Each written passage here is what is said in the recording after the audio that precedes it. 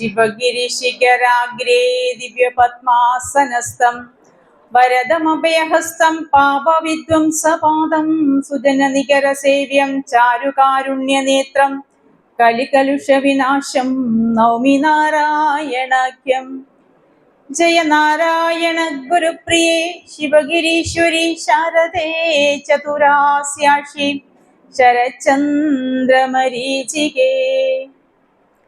ഓം സഹനാവവതു സഹനോ ഭുനക്തു സഹ വീര്യം കരവാവഹൈ തേജസ്വിനാവധീതമസ്തു മാ വിദുഷാം വഹൈ. ഓം ശാന്തി ശാന്തി ശാന്തി.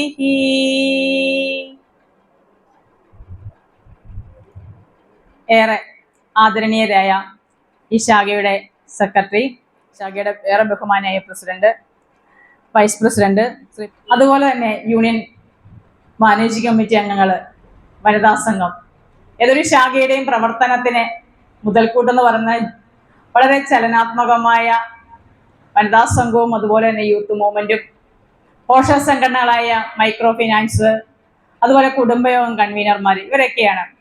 അതുപോലെ തന്നെ ഇവിടെ ശ്രവിക്കാൻ എത്തിയിരിക്കുന്ന ഏറ്റവും സ്നേഹനിധികളായ ശ്രീനാരായണീയരെ, എല്ലാവർക്കും എൻ്റെ വിനീതമായ നമസ്തേ. എന്നെ സംബന്ധിച്ചോളം വളരെ സന്തോഷമുള്ളൊരു ദിവസമാണിന്ന്. കാരണം എൻ്റെ മാതൃശാഖയാണ് മറിയപ്പള്ളി ശാഖ എന്ന് പറയുന്നത്. നീണ്ട കാത്തിരിപ്പിന് ശേഷമാണ് ഇവിടെ ഇങ്ങനെ ഒരു വേദിയിൽ ഭഗവാന്റെ അടുത്ത് വന്ന് രണ്ട് വാക്ക് നിങ്ങളോട് സംസാരിക്കാൻ എനിക്ക് അവസരം കിട്ടിയത്. എനിക്ക് ഏറെ അഭിമാനമുണ്ട്. 2590 നമ്പർ പൂന്തുരുത്തി ശാഖയിലെ അംഗമാണ് ഞാൻ.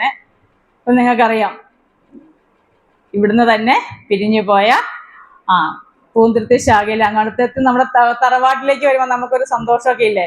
നമ്മൾ എവിടെയൊക്കെ പോയെന്ന് പറഞ്ഞാലും നമുക്ക് ഇവിടെ വരുമ്പോൾ ഒരു സന്തോഷമാണ്.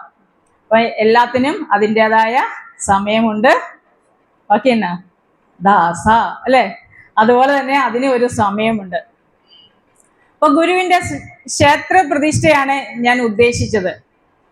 ആ ക്ഷേത്രം ഞാൻ നോട്ടീസ് ഇട്ടപ്പം കണ്ട് ക്ഷേത്രം വിട്ടുപോയിട്ടുണ്ട്. അവിടെ എന്ത് മാത്രമേ ഉള്ളൂ? പ്രതിഷ്ഠ മാത്രമേ ഉള്ളൂ. അപ്പോൾ ഞാൻ ഓർത്തി പ്രതിഷ്ഠ എന്ന വാക്കിന് കൃത്യമായി എന്തെങ്കിലും ഒരു നിർവചനം കാണുമല്ലോ എന്ന് ഓർത്ത് ഞാൻ ഡിക്ഷണറിയിൽ ഒന്ന് ഡിക്ഷണറി പരതിയപ്പോൾ എനിക്കൊരു വാക്ക് കിട്ടി. അതിന് ഒന്നാമത് കൊടുക്കുന്ന ഡിക്ഷണറിയിലെ അർത്ഥം എന്ന് പറഞ്ഞാൽ പ്രതിഷ്ഠ എന്ന് പറഞ്ഞാൽ കീർത്തി എന്നാണ്. ഒരുപക്ഷെ നമ്മൾ പറയുമ്പോൾ ഗുരുവിന്റെ കീർത്തി ശരിക്കും അത് ചേർന്നിരിക്കും അല്ലേ? അപ്പൊ എല്ലാം ഗുരുവിന്റെ നിശ്ചയം പോലെയാണ് സംഭവിക്കുന്നത്. ഒന്നും നമ്മുടെ കൈപ്പിടിയിലല്ല എന്നാണ് നമുക്ക് മനസ്സിലാക്കാൻ സാധിക്കുന്നത്. ക്ഷേത്രത്തെ കുറിച്ച് പറയുകയാണെങ്കിൽ നമുക്ക് ഒരു ക്ഷേത്രം എടുത്ത് തന്നെ എത്ര മണിക്കൂർ വേണം സംസാരിക്കാം, ശരിയല്ലേ? ഈ വരുന്ന 26-ാം തീയതി എന്ന് പറയുന്നത് കേരള ചരിത്രത്തിന് തന്നെ നാഴികക്കല്ലായ മാറ്റത്തിന്റെ തിരുനാളം തെളിച്ച അരുവിപ്പുറം പ്രതിഷ്ഠയുടെ വാർഷികമാണ്. ശിവരാത്രി നാളില് ദൈവത്തിന് മനുഷ്യനെയും കാണിച്ചു കൊടുത്ത് അതുപോലെ തന്നെ മനുഷ്യനോട് പറഞ്ഞ് ഇതാണ് സാത്വികമായ ദൈവം, ശിവൻ ഇതാണെന്ന് നമ്മളെ കാണിച്ചു തന്ന സുദിനമാണ്, ശരിയല്ലേ? 1888 കേരളത്തെ മാറ്റിമറിച്ച് ഇന്ന് നാം കാണുന്ന കേരളമാക്കി കേരളത്തെ മാറ്റിയ ഗുരുവിന്റെ കർമ്മകാണ്ഡത്തിന്റെ ആരംഭം കുറിച്ച സുദിനമാണ്. മാനവരാശി എന്നും ഓർക്കേണ്ട ദിവസമാണത്. ആ ക്ഷേത്രം തന്നെ പറയണമെങ്കിൽ നമുക്ക് 1.5 മണിക്കൂർ നമുക്ക് സംസാരിക്കാൻ പറ്റും. അപ്പൊ ഞാൻ ഇവിടെ ഇരുന്ന് ചിന്തിച്ചത് അതിനൊരു സമയം നമുക്ക് ഇവിടെ ഇല്ലാത്തത് കൊണ്ട് ഗുരു നമുക്ക് നൽകിയ പ്രതിഷ്ഠ എന്ന വാക്കിന് ഉറപ്പ് എന്നൊരു അർത്ഥം കൂടി ഉണ്ട്. ഈ 100 വർഷം കഴിയുമ്പോൾ നമ്മുടെ പ്രഭാവം എന്ന് പറഞ്ഞ് ഗുരു നമുക്ക് ഒരു ഉറപ്പ് തന്നിട്ടുണ്ട്. ആ ഉറപ്പിലൂടെ സഞ്ചരിക്കുമ്പോൾ ക്ഷേത്ര പ്രതിഷ്ഠകൾ വരും. അതുപോലെ തന്നെ ഇന്നും ലോകത്തിൽ പല കോണിൽ നിന്ന് ഓരോരുത്തരും ചോദിക്കുന്നുണ്ട്, എന്തിനാണ് ശ്രീനാരായണ ഗുരുദേവനെ ആരാധിക്കുന്നതെന്ന്. ഗുരു പറഞ്ഞിട്ടില്ലേ ഗുരുവിനെ പൂജിക്കരുതെന്നൊക്കെ? എന്നോടും അതൊക്കെ പറഞ്ഞിട്ടുണ്ട്. അങ്ങനെ ചിന്തിക്കുന്നവരോട് ഗുരു നമുക്ക് ഉറപ്പ് നൽകുന്നുണ്ട്, നാം ആരാകുന്നുവെന്ന്.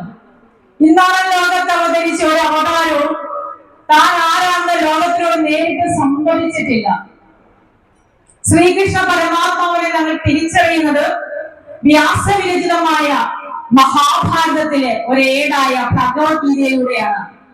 അവിടെ ഭഗവാൻ ഉവാച എന്ന് പറഞ്ഞുകൊണ്ട് വേദവ്യാസനാണ് നമ്മെ പരിചയപ്പെടുത്തുന്ന ആരാണ് ശ്രീകൃഷ്ണ പരമാത്മാവ് എന്ന്. അതുപോലെ തന്നെ യേശുദേവന്റെ ശിഷ്യഗണങ്ങൾ അവരാണ് പറഞ്ഞു തരുന്ന യേശു ആരാണ് ബൈബിളില് മഹത് വചനങ്ങളിലൂടെ. അതുപോലെ തന്നെ ഖുർആൻ നമുക്ക് പകർന്നു തന്ന മുഹമ്മദ് നബി, അദ്ദേഹത്തിന് കിട്ടിയ വെളിപാടാണ് നമുക്ക് പറഞ്ഞു തരുന്നത്.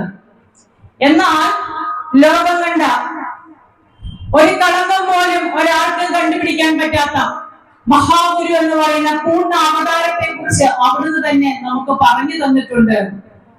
64 പരം വരുന്ന കൃതികളിലൂടെ ഭഗവത് സ്വരൂപം അവിടുന്ന് ആരാകുന്നു എന്ന് പറഞ്ഞു തരുന്നു. യാതൊരു അർത്ഥശങ്കയ്ക്കും ഇടയില്ലാതെ ആത്മവിലാസം എന്ന് പറയുന്ന ഗദ്യകൃതിയില് ഗുരു അവിടുത്തെ ആത്മാവിന്റെ നില എന്താണെന്ന് ചോദിച്ചപ്പോൾ നമ്മളോട് പറഞ്ഞു തന്നത് എന്താണ്?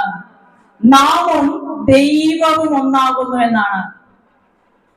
നാം ദൈവത്തോട് ഒന്നായി പോകുന്നു.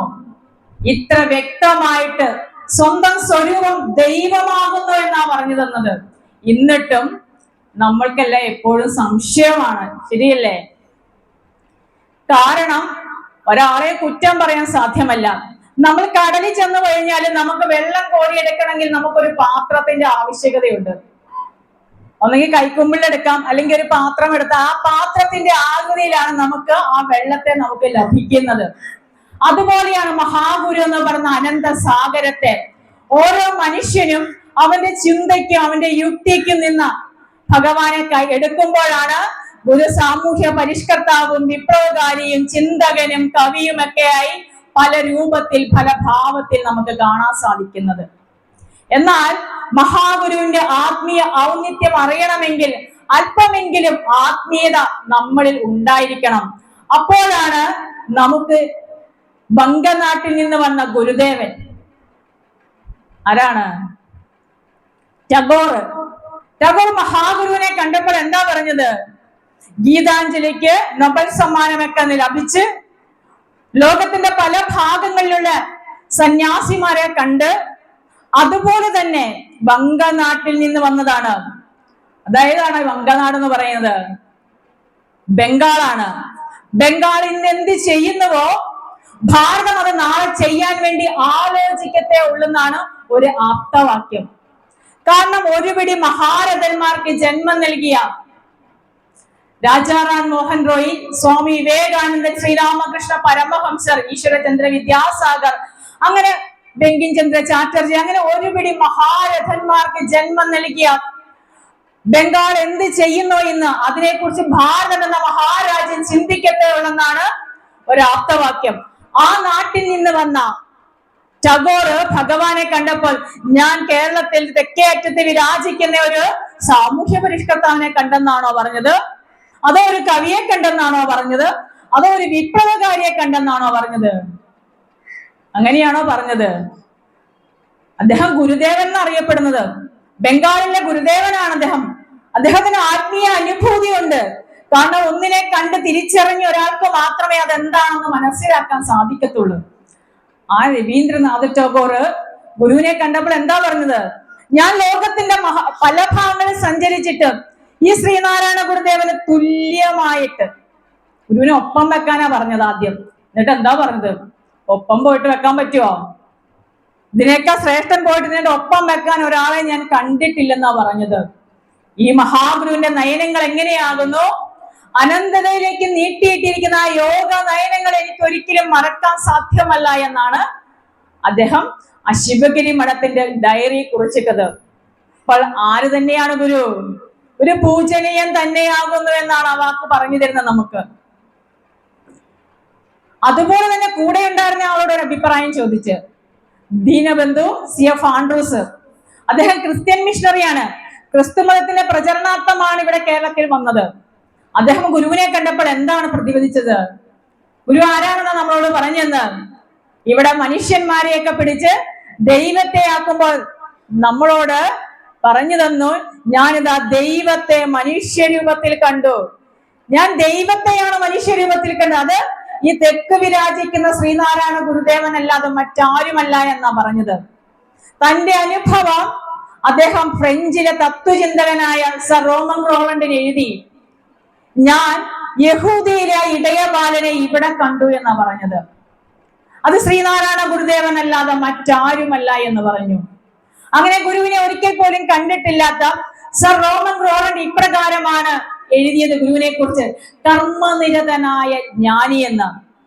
ആത്മീയ അനുഭൂതിയിൽ ലയിച്ച് താൻ അതാകി തീർന്നു കഴിയുമ്പോൾ ലോകത്തിലെ എല്ലാ ബന്ധങ്ങളും വിച്ഛേദിച്ച് താൻ അനുഭവിക്കുന്ന ആത്മനിർവൃതിയിൽ ലയിച്ചു ചേരുകയാണ് സാധാരണ എല്ലാ ആത്മീയ യോഗികളും ചെയ്യാറുള്ളത്. എന്നാൽ ശ്രീനാരായണ ഗുരുദേവൻ അങ്ങനെ ആയിരുന്നില്ല. രമണ മഹർഷി അരുണാചലം വിട്ട് താഴേക്ക് വന്നിട്ടില്ല. അതുപോലെ തന്നെ ശ്രീരാമകൃഷ്ണ പരമഹംസരും ആ ദേവിയെ അനുഭൂതി ലയിച്ചിരിക്കുകയായിരുന്നു ചെയ്തത്. താൻ അനുഭവിച്ച അനുഭൂതി തന്റെ ശിഷ്യന് പകർന്നു നൽകുകയാണ് ചെയ്തത്. ആ രവീന്ദ്രൻ സ്വാമി വിവേകാനന്ദനിലൂടെയാണ് നമ്മൾ ആരെ അറിഞ്ഞ ശ്രീരാമകൃഷ്ണ പരമഹംസരെയൊക്കെ തിരിച്ചറിയുന്നത്. എന്നാൽ ഗുരു ഒരിക്കലും അങ്ങനെ ചെയ്തില്ല. മരുത്വാമലയുടെ ഉത്തുംഗ ശൃംഗത്തിൽ നിന്ന് കഠിന തപസ്സിലൂടെ ആത്മസാക്ഷാത്കാരം ലഭിച്ച് അവിടുന്നും ദൈവവും ഒന്നാകുന്നു എന്ന ആത്മാനുഭൂതി ലയിച്ച ഗുരു അവിടെ ഇരുന്നില്ല. അവിടെ നിന്ന് അവിടുന്ന് താഴേക്ക് നോക്കി അവതാരം എന്ന വാക്കിനെ സാക്ഷ്യപ്പെടുത്തിക്കൊണ്ട് അതിന് പൂർത്തീകരണം നൽകിക്കൊണ്ട് ആ പിള്ളത്തടുത്തൻ ഗുഹയിൽ നിന്ന് താഴേക്ക് ഇറങ്ങി വരികയാണ് ചെയ്യുന്നത്. നെയ്യാറിന്റെ തീരത്തേക്ക് വന്ന് അവിടെയാണ് ഗുരു ലോകത്തിന് മുഴുവൻ മാതൃകയാക്കേണ്ട ഒരു മഹാക്ഷേത്ര പ്രതിഷ്ഠ നടത്തിയത്. പ്രതിഷ്ഠ എന്ന് പറയുമ്പോൾ ഇവിടെ അഷ്ടബന്ധം കൂട്ടി ഉറപ്പിക്കണം, മന്ത്രോച്ചാരണങ്ങളുടെ വിഗ്രഹം. എന്നാൽ യാതൊരുവിധ അഷ്ടബന്ധവും ഇല്ലാതെ 137ാമത് പ്രതിഷ്ഠാ വാർഷികമാണ് അരുവിപ്പുറത്ത് ആഘോഷിക്കുന്നത്. ഈ ശിവരാത്രി നാളിൽ ഒരു ചലനവും ഇല്ലാതെ അതവിടെ നിൽക്കണമെങ്കിൽ ശ്രീനാരായണ ഗുരുദേവൻ ആരാണെന്ന ചോദ്യത്തിന് മറുപടി അത് മാത്രമേ ഉള്ളൂ.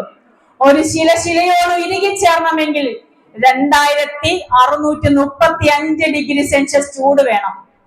ആ 2635 ഡിഗ്രി ചൂടില് ഒരു ശിലയോട് ഉരുകി ചേരണമെങ്കിൽ ആ ശില കൈയിലെടുത്ത ആ യോഗിയുടെ തപം നമ്മുടെ ചിന്തയ്ക്ക് അപ്പുറമല്ലേ.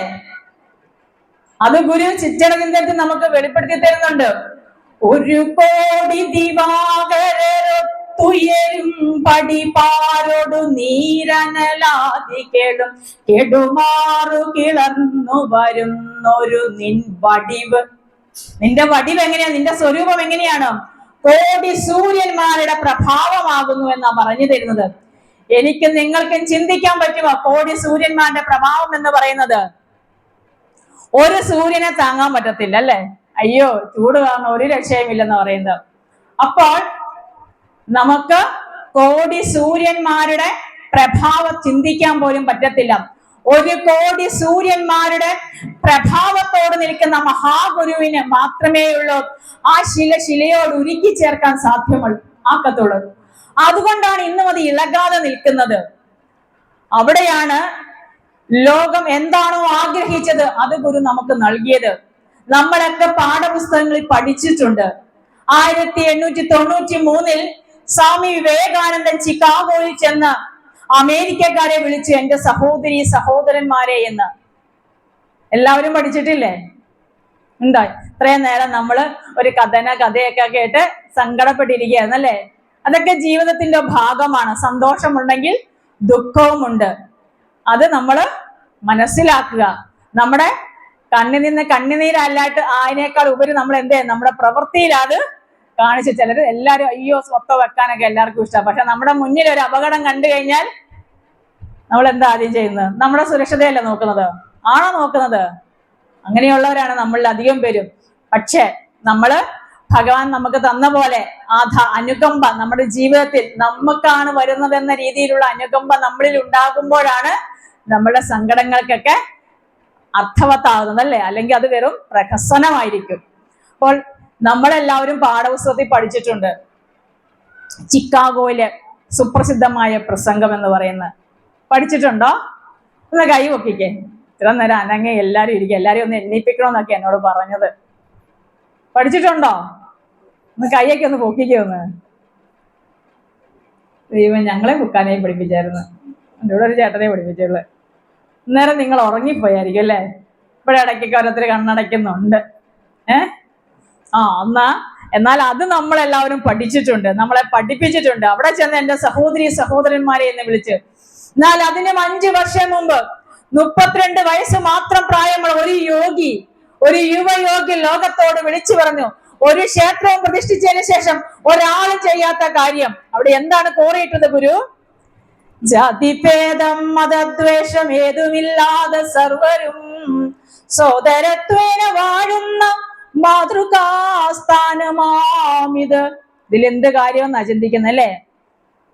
137 വർഷം മുമ്പ് രാജസിംഹാസനത്തെ പോലും വെല്ലുവിളിച്ചുകൊണ്ട് ഇവിടെ ജാതിഭേദവും മതദ്വേഷവും ഇല്ലാതെ സർവരും സോദരത്വേന വാഴേണ്ട ഒരു മാതൃകാ സ്ഥാനം തന്നെയാണ് ഈ ലോകം എന്ന് വിളിച്ചു പറയണമെങ്കിൽ അപാര ധൈര്യമൊന്നും പറ്റത്തില്ല. അങ്ങനെ ഒരു ധൈര്യം ഭഗവാൻ ഉണ്ടെങ്കിൽ അതാര് തന്നെയാകുന്നു? അത് സാക്ഷാൽ ദൈവം തന്നെയാകുന്നു. ദൈവത്തിന് മാത്രമേ അങ്ങനെ ഉദ്ഘോഷിക്കാൻ സാധിക്കത്തുള്ളൂ.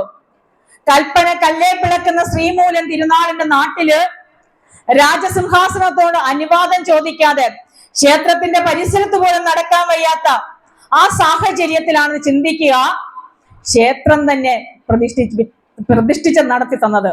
ചിന്തിക്കുക, ഒരു ക്ഷേത്രം നമ്മൾ നിർമ്മിക്കണമെങ്കിൽ നമ്മൾ ആദ്യം എവിടെയാ പോകുന്നത്? ജ്യോതിഷന്റെ അടുത്ത് പോകത്തില്ലേ? സമയം നോക്കും, കാലം നോക്കും, ഇതെല്ലാം ചോദിക്കും. ഇതെല്ലാം ചെയ്തിട്ടാണ് നമ്മൾ ഇതെല്ലാം ചെയ്യുന്നത്. എന്നാൽ ക്ഷേത്രം പോലും നിർമ്മിക്കാതെ ഒരു പരന്ന പാറയില് മറ്റൊരു ശിവലിംഗ ആകൃതിയിലുള്ള ആ ശിലാഖണ്ഡം എടുത്ത് വെച്ചുകൊണ്ട് ഇതാണ് ശിവൻ എന്ന് ലോകത്തോട് ഉദ്ഘോഷിക്കണമെങ്കിൽ അത് സാക്ഷാൽ ബ്രഹ്മത്തിന് മാത്രമേ സാധിക്കത്തുള്ളൂ. അതുകൊണ്ട് തന്നെയാണ് സ്വാനുഭവത്തിലൂടെ ഇന്നും കീർത്തിമാനായി, അല്ലെ, പ്രതിഷ്ഠ എന്ന വാക്കിനെ അന്വർത്ഥമാക്കിക്കൊണ്ട് കീർത്തിമാന്മാരായി ഭഗവാന്റെ വത്സല ശിഷ്യൻ, പ്രഥമ ശിഷ്യനായ ശിവലിംഗദാസ സ്വാമികൾ നമ്മളോട് പറഞ്ഞു തന്നു, ഓം ബ്രഹ്മണേ മൂർത്തിമതേ എന്ന്. ബ്രഹ്മമൂർത്തി രൂപത്തിൽ പൂർണ്ണമായിട്ട് അവതരിച്ചത് തന്നെയാണെന്ന് പറഞ്ഞു തന്നത്. അവിടെയാണ് മറ്റൊരു ഭഗവാന്റെ പ്രതിഷ്ഠയായ നമ്മളിൽ ഉറപ്പിച്ചു തന്ന ഗുരു ആരെയാണ് ഉറപ്പിച്ചു തന്നത്? കായിക്കരക്കാരൻ കുമാരുവിനെ. ഇന്ന് ലോകമുള്ളിടത്തോളം കാലം, ശ്രീനാരായണ ഗുരുദേവന്റെ നാമം നിലനിൽക്കുന്നിടത്തോളം കാലം ലോകത്തിൽ മറക്കാൻ പറ്റത്തില്ലാത്ത നാമമായി കായിക്കരക്കാരൻ കുമാരു മാറിയിട്ടുണ്ടെങ്കിൽ ആ കുമാരു എന്ത് ചെയ്തത് കൊണ്ടാണ്? എന്ത് ചെയ്യുന്നത് കൊണ്ടാണ്? നാരായണ ഗുരുവിനെ ആരായി കണ്ടുകൊണ്ടാണ്. എവിടെയും എപ്പോഴും ആരോട് ചോദിച്ചാലും, ആര് ചോദിച്ചാലും ഒരു അർത്ഥശങ്കയ്ക്കും ഇടയില്ലാതെ എന്താ പറഞ്ഞുകൊണ്ടത്? നാരായണ ഗുരു നായകൻ എന്റെ ദൈവമല്ലോ എന്നാ പറഞ്ഞത്. ഏത് സ്തോത്രഗതി എഴുതിയപ്പോഴും, സുബ്രഹ്മണ്യ ഭഗവാനെ സ്തുതിച്ചപ്പോഴും, അതുപോലെ തന്നെ ശിവഭഗവാനെ സ്തുതിച്ചുകൊണ്ട് ശാങ്കര ശതകമൊക്കെ എഴുതിയാലും ആദ്യം നമുക്ക് പറഞ്ഞു തരുന്ന ആരാണ്? ഞാൻ ഇവരെയൊക്കെ നിങ്ങളുടെ മുന്നിൽ പ്രാർത്ഥിക്കാൻ തന്നാലും എന്റെ ദൈവം ആരാണ്? അണ്ണ കവിയുന്ന അഴലാഴി ആഴുമെന്നിൽ പ്രണയമുദിച്ച് കവിഞ്ഞു പാറവശ്യാൽ അണികരമേകി അണഞ്ഞിടുന്ന നാരായണ ഗുരുനായകൻ എന്റെ ദൈവമല്ലോ. അതിനപ്പുറം ഒരു നിർവചനം തരാൻ ആർക്കില്ല? കുമാരനാശാൻ ഇല്ല. കാരണം ഇന്ന് ലോകം കുമാരനാശാനെ തിരിച്ചറിയുന്നുണ്ടെങ്കിൽ അത് മഹാഗുരുവിനോട് ചേർന്നപ്പോഴാണ്. നമ്മളെ ഓരോരുത്തരെയും തിരിച്ചറിയുന്നത് എങ്ങനെയാണ്? ഇന്ന് എന്നെ നിങ്ങൾ തിരിച്ചറിഞ്ഞത് എങ്ങനെയാണ്? ഞാൻ വിജുകുമാറിന്റെ ഭാര്യയായി, 2 മക്കളുടെ അമ്മയായി, ആ വീട്ടിലെ കാര്യങ്ങൾ നോക്കി അവിടെ ഇരുന്നെങ്കിൽ നിങ്ങൾ ആരെങ്കിലും എന്നെ അറിയുമായിരുന്നോ? ഒരാളും എന്നെ അറിയത്തില്ലായിരുന്നു.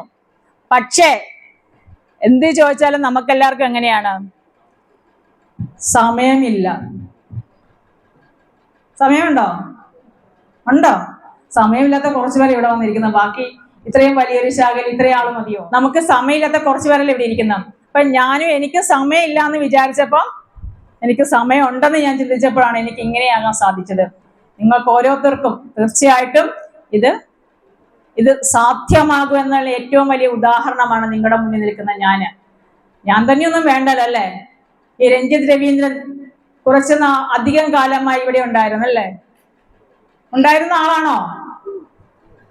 ആ ആളിനെ നിങ്ങൾ എങ്ങനെയാണ് തിരിച്ചറിഞ്ഞത്? ഇപ്പൊ ആളിൽ ഉറങ്ങിക്കിടന്ന ആ കഴിവിനെ എങ്ങനെയാണ് തിരിച്ചറിഞ്ഞത്? ഗുരുവിന് വേണ്ടി തന്റെ സമയത്തിൽ കൂടുതൽ ഭാഗവും മാറ്റിവെച്ചപ്പോഴാണ് രഞ്ജിത്ത് രവീന്ദ്രൻ വ്യത്യസ്തനായതല്ലേ? അങ്ങനെ നമ്മൾ വ്യത്യസ്തരാകുമ്പോൾ ചിലർക്കൊക്കെ നമ്മളോട് ഇഷ്ടം കൂടുവോ? ചിലർക്കൊക്കെ നമ്മളോട് ഇഷ്ടം കൂടുകയും ചെയ്യും അല്ലേ? അത് സ്വാഭാവികമാണ്. നമ്മൾ എന്താ പറയുന്നത്? മാങ്ങയുള്ള മാവിലല്ലേ കല്ലെറിയത്തുള്ളൂ, ഇല്ലാത്തത് കല്ലെറിയുമോ? വിജയകുമാറിന്റെ ഭാര്യയായി 2 മക്കളുടെ കാര്യം നോക്കി വീട്ടിൽ ഇരുന്നാൽ എന്നെ ആരും മൈൻഡ് ചെയ്യുമോ? ഇപ്പൊ ഞാനിവിടെ ഇറങ്ങിയപ്പോഴാണ് എന്തൊക്കെയോ സംഭവം തോന്നുന്നല്ലേ? അതുപോലെ ഇങ്ങനെയൊക്കെ സംഭവം ആണെങ്കിൽ നമ്മൾ എന്ത് ചെയ്യണം? ഗുരുവിനെ നമ്മൾ പ്രതിഷ്ഠിക്കുക. നമ്മുടെ ധർമ്മത്തെ അനുഷ്ഠിക്കുന്നവര് ഒന്നിനെയും ഭയപ്പെടേണ്ട എന്ന് ഗുരു പറഞ്ഞിട്ടുണ്ട്. കാരണം അത് ഗുരു നമുക്ക് തരുന്നൊരു ഉറപ്പാണ്. ഗുരുവിന്റെ ഉറപ്പാത്. കാരണം ആരെ കൊണ്ട് ഏഷണിക്ക് എന്നിട്ടുണ്ടായിരുന്നോ? ഭഗവാന്റെ ഷഷ്ടിപൂർത്തി സ്മാരക മന്ദിരം നിർമ്മിക്കാൻ നേരത്ത് കുമാരനാശാൻ സിമന്റിന് പകരം എന്താ ചെയ്ത്? അവിടെ കളിമണ്ണ അതാണ്ട് ചേർത്തെന്ന് പറഞ്ഞിട്ട് ചെന്ന് ഗുരു എന്താ പറഞ്ഞു? ഓഹോ അങ്ങനെയാണോന്ന് ചോദിച്ച്, എന്നാ നമുക്ക് കുത്തിപ്പൊളിക്കാന്ന്. കുത്തിപ്പൊളിക്കാന്ന് പറഞ്ഞപ്പോ അവർക്ക് കുത്തിപ്പൊളിക്കണോ? കുത്തിപ്പൊളിക്കണ്ടായിരുന്നു. അപ്പോൾ ഗുരുവിനറിയാം ആരെന്ത് ചെളിവാരി എറിഞ്ഞാലും എന്താകുന്നു എന്ന് നമ്മളെന്ന്. അപ്പൊ അത് മാത്രം മതി, കാരണം വേറെ ഒന്നും നമ്മൾ ചിന്തിക്കണ്ട. അപ്പൊ ഒന്നും പേടിച്ചു നിൽക്കുന്നവരൊക്കെ എങ്ങനെയാണ്? വളരെ ധീരമായിട്ട് സംഘടനയോട് ചേർന്ന് നിൽക്കുക. സംഘടനയിൽ പ്രവർത്തിക്കുന്നവർക്കെതിരെ എന്ത് വന്നാലും നമ്മളൊന്നും ചിന്തിക്കേണ്ട കാര്യമില്ലെന്ന്. അത് ഗുരു നമുക്ക് നൽകുന്ന പ്രതിഷ്ഠ എന്ന വാക്കിനർത്ഥം എന്തുണ്ട്? ഉറപ്പെന്നുണ്ടല്ലേ? ഗുരു നമുക്ക് നൽകുന്ന ഉറപ്പാണ്. ആ ഉറപ്പ് എന്നിലും നിങ്ങളിലും ഉണ്ടെങ്കിൽ നമുക്ക് ഒന്നിനെയും പേടിക്കേണ്ട കാര്യമില്ല. നമ്മുടെ നിലപാടുകളെ നമുക്ക് കൃത്യമായിട്ട് പറയാനും സാധിക്കും. അപ്പൊ ഗുരു അതാണ് നമ്മെ പഠിപ്പിച്ചത്. ഞാനൊരു കഥ പറയാം. എല്ലാവരും ഇങ്ങനെ സങ്കടപ്പെട്ടിരിക്കുകയല്ലേ? ഒരു തമാശ കഥ പറയാം. ഈ ഉറപ്പ് ഗുരു നമ്മളോട് വെറുതെ പറയത്തില്ല. ഓരോ സന്ദർഭവും ഉണ്ടാക്കി നമ്മളെ ശക്തരാക്കുകയാണ് ഗുരു ചെയ്യുന്നത്. ഒരിക്കല് ഗുരു ശിവഗിരിയിൽ വിശ്രമിക്കുന്ന സമയത്ത് ഗുരുവിനെ കാണാൻ വേണ്ടി ഡോക്ടർ പൽപു എന്ന്, ആരെ ഡോക്ടർ പൽപു ചെന്ന്, ഈ കഴിഞ്ഞ ദിവസം ഡോക്ടർ പൽപുവിന്റെ സ്മൃതിദിനമായിരുന്നു, കുമാരനാശാന്റെ സ്മൃതിദിനമായിരുന്നു. SNDP യോഗം എന്ന മഹാപ്രസ്ഥാനത്തോട് ചേർന്ന് നിൽക്കുമ്പോൾ നമ്മുടെ ഹൃദയത്തിൽ ഉറപ്പിച്ചു വെക്കേണ്ട 2 പ്രതിഷ്ഠകളാണ് ഇവര് രണ്ടുപേരും. കാരണം എത്ര പ്രതിസന്ധികളിലൂടെയാണ് അവര് നമ്മെ ഇന്ന് കാണുന്ന നമ്മളാക്കി തീർത്തതെന്ന് നമ്മൾ ചിന്തിക്കേണ്ടതാണ്. ആ ഡോക്ടർ തൊട്ട് ഗുരുവിനെ കാണാൻ ചെന്നിട്ട് ഗുരുവിനോട് പറഞ്ഞു, അല്ലയോ ഗുരുദേവ, അമോണിയം നൈട്രേറ്റ് എന്ന് പറയുന്നത് നല്ലൊരു വളവാണെന്ന് പറഞ്ഞു. ഗുരു ചോദിച്ചു, ഓഹോ അങ്ങനെയാണോ? അപ്പോൾ ഈ അമോണിയം നൈട്രേറ്റ് വളമാണെങ്കിൽ ഇത് ധാരാളമുണ്ട് നമ്മുടെ യൂറിനില്, നമ്മുടെ മൂത്രമില്ലേ, അതിനകത്ത് ഇത് ധാരാളം ഉണ്ടെന്ന് പറഞ്ഞു. ഇവിടെ ഇരിക്കുന്ന അന്തേവാസികളെല്ലാം രാവിലെ പോയി ആ നെൽപ്പാടത്തിലൊക്കെ കൊണ്ട് അതിടുവാണെങ്കിൽ, അത് അങ്ങോട്ട് ഒഴിച്ച് കളയുവാണെങ്കിൽ നല്ലൊരു വളവാണെന്ന് പറഞ്ഞു. നല്ല കാര്യമല്ലേ പറഞ്ഞത്? കാശ് മുടക്കം വല്ലതും ഉണ്ടോ? ശിവരിൽ ഇഷ്ടം പോലെ വെള്ളമുണ്ട്, ഇഷ്ടം പോലെ നമുക്കതുകൊണ്ട് ഒഴിക്കുകയും ചെയ്യാം. ഗുരു ഒന്ന് പുഞ്ചിരിച്ച്, ഗുരു നമ്മെ പഠിപ്പിച്ചു തരിക. കാരണം യുക്തിക്കും ബുദ്ധിക്കും ശാസ്ത്രത്തിനും അടിസ്ഥാനപ്പെടുത്തി വേണം ജീവിക്കാൻ. അല്ലാതെ എന്തെങ്കിലും പറയുന്ന കേട്ട് അതിനെ അനുകരണം ചെയ്യാൻ ഗുരു നമ്മെ പഠിപ്പിച്ചു തരുന്നില്ല. ഗുരു ഒരിക്കലും അങ്ങനെ ചെയ്തില്ല. അങ്ങനെ ചെയ്തിരുന്നെങ്കിൽ ഇന്ന് അയ്യൂർപ്രത പ്രതിഷ്ഠ ഉണ്ടാവുമായിരുന്നോ? ഒരിക്കലും ചെയ്തില്ല. ഗുരു ചെയ്ത കാര്യം മാത്രമേ ഗുരു നമ്മോട് പറഞ്ഞു തരത്തുള്ളൂ. അപ്പോൾ ഗുരു ആരെ വിളിച്ചെന്നറിയാമോ? ശിവഗിരിയിൽ ഒരുപാട് അന്തേവാസികൾ ഉണ്ടായിരുന്നു. ഈ അന്തേവാസികളുടെ ആരെയും ഗുരു വിളിച്ചില്ല. ഗുരു വിളിച്ചു, തമ്പി നീ വന്നേ. അപ്പൊ നടരാജഗുരു ഗുരു അരുളെന്ന് പറഞ്ഞ തന്റെ പുസ്തകത്തിൽ എഴുതുകയാ ചെയ്തത്. എന്തുകൊണ്ടാണ് ഗുരു എന്നെ തന്നെ വിളിച്ചെന്ന് മനസ്സിൽ ചിന്തിക്കുക ചെയ്ത്, എന്നെ തന്നെ എന്തുകൊണ്ടാണ് വിളിച്ചെന്ന്? അച്ഛനിട്ട് പണി കൊടുക്കാൻ എന്നെ തന്നെയാണല്ലോ വിളിച്ചെന്ന് ഓർത്ത് തമ്പി മുന്നോട്ട് വന്ന് തമ്പിയോട് പറയാണ്, ഡോക്ടർ പറയുകയാണ് അമോണിയം നൈട്രേറ്റ് നല്ല വളവാണ്, അത് നമ്മുടെ നെൽപ്പാടങ്ങളിലേക്ക് ഒഴിച്ചു കഴിഞ്ഞാൽ നെല്ല് നന്നായിട്ട് കിളുക്കും, അതൊക്കെ നല്ല കാര്യമല്ലേ എന്ന് തമ്പി ഒന്ന് ചിന്തിച്ചിട്ട് മറുപടി പറയുകയാണ് ചെയ്യുന്നത്. അച്ഛൻ പറഞ്ഞ കാര്യമൊക്കെ ശരിയാണ്, പക്ഷേ അത് പ്രായോഗിക തലത്തിൽ കൊണ്ടുവരിക എന്ന് പറയുന്നത് പറ്റുമോ? പറ്റുന്ന കാര്യമല്ലെന്നേ. അപ്പൊ അത് പറഞ്ഞിട്ട് വല്ല കാര്യമുണ്ടോ? ഇല്ല. അപ്പൊ തമ്പിയിലൂടെ എനിക്കും നിങ്ങൾക്കും തരുന്ന ഒരു വലിയ സന്ദേശമാണ് ഗുരുവിന്റെ. എന്താ പറഞ്ഞു കൊടുക്കുന്നത്? യുക്തിക്ക് നിരക്കാത്ത കാര്യം ആര് പറഞ്ഞാലും അത് അങ്ങനെയല്ല എന്ന് പറയാനുള്ള ആർജവം നമ്മളിൽ ഉണ്ടായിരിക്കണമെന്ന് തമ്പിയിലൂടെ എനിക്കും നിങ്ങൾക്കുമാണ് ഗുരു ഉപദേശം തരുന്നത്. ഗുരു ഓരോ കാര്യങ്ങളും അങ്ങനെയാണ്. ഗുരുവിന്റെ സന്ദേശങ്ങളെല്ലാം സാഹചര്യത്തിന് അനുസൃതമായിട്ട് നടക്കുന്ന കാര്യങ്ങളാണ്. ഗുരു അതെല്ലാം സൃഷ്ടിക്കുക ചെയ്യുന്നത്. കാരണം ഒരു സാഹചര്യം ഉണ്ടാക്കി ഒരു കാര്യം പറയുമ്പോൾ തീർച്ചയായിട്ടും നമ്മുടെ മനസ്സിൽ അത് പോകുമോ? ഒരിക്കലും നമ്മുടെ മനസ്സിൽ അത് പോകത്തില്ല. ആ ഒരു സന്ദർഭം നമ്മുടെ മനസ്സിൽ എപ്പോഴും ഓടിയെത്തുക ചെയ്യും. അപ്പോൾ അങ്ങനെ യുക്തിപൂർവ്വം ധീരതയോടും കൂടി സംസാരിക്കാനാണ് ഗുരു നമ്മെ പഠിപ്പിച്ചത്. ആ ഗുരുവിന്റെ ക്ഷേത്ര പ്രതിഷ്ഠകളും എന്നെയും നിങ്ങളെയും പരിവർത്തന പാതയിലൂടെയാണ് ചിന്തിക്കാൻ പഠിപ്പിച്ചത്. ഇന്നലകളിൽ നിലനിന്നിരുന്ന ഒരു ക്ഷേത്ര ആചാര സമ്പ്രദായമല്ല ഗുരു നമുക്ക് പകർന്നു നൽകിയത്. എന്നാൽ പോറ്റി വന്നു കഴിഞ്ഞാൽ പോയതെല്ലാം വന്നുകൊള്ളുമെന്ന് പറയുന്ന ഗുരുവിന്റെ വാക്കുകൾ തിരിച്ചു വരികയാണോ എന്ന് ചില ക്ഷേത്രങ്ങളൊക്കെ കാണുമ്പോൾ നമുക്ക് തോന്നാതെയും ഇരിക്കില്ല. അതെന്താണെന്ന് അല്ലേ?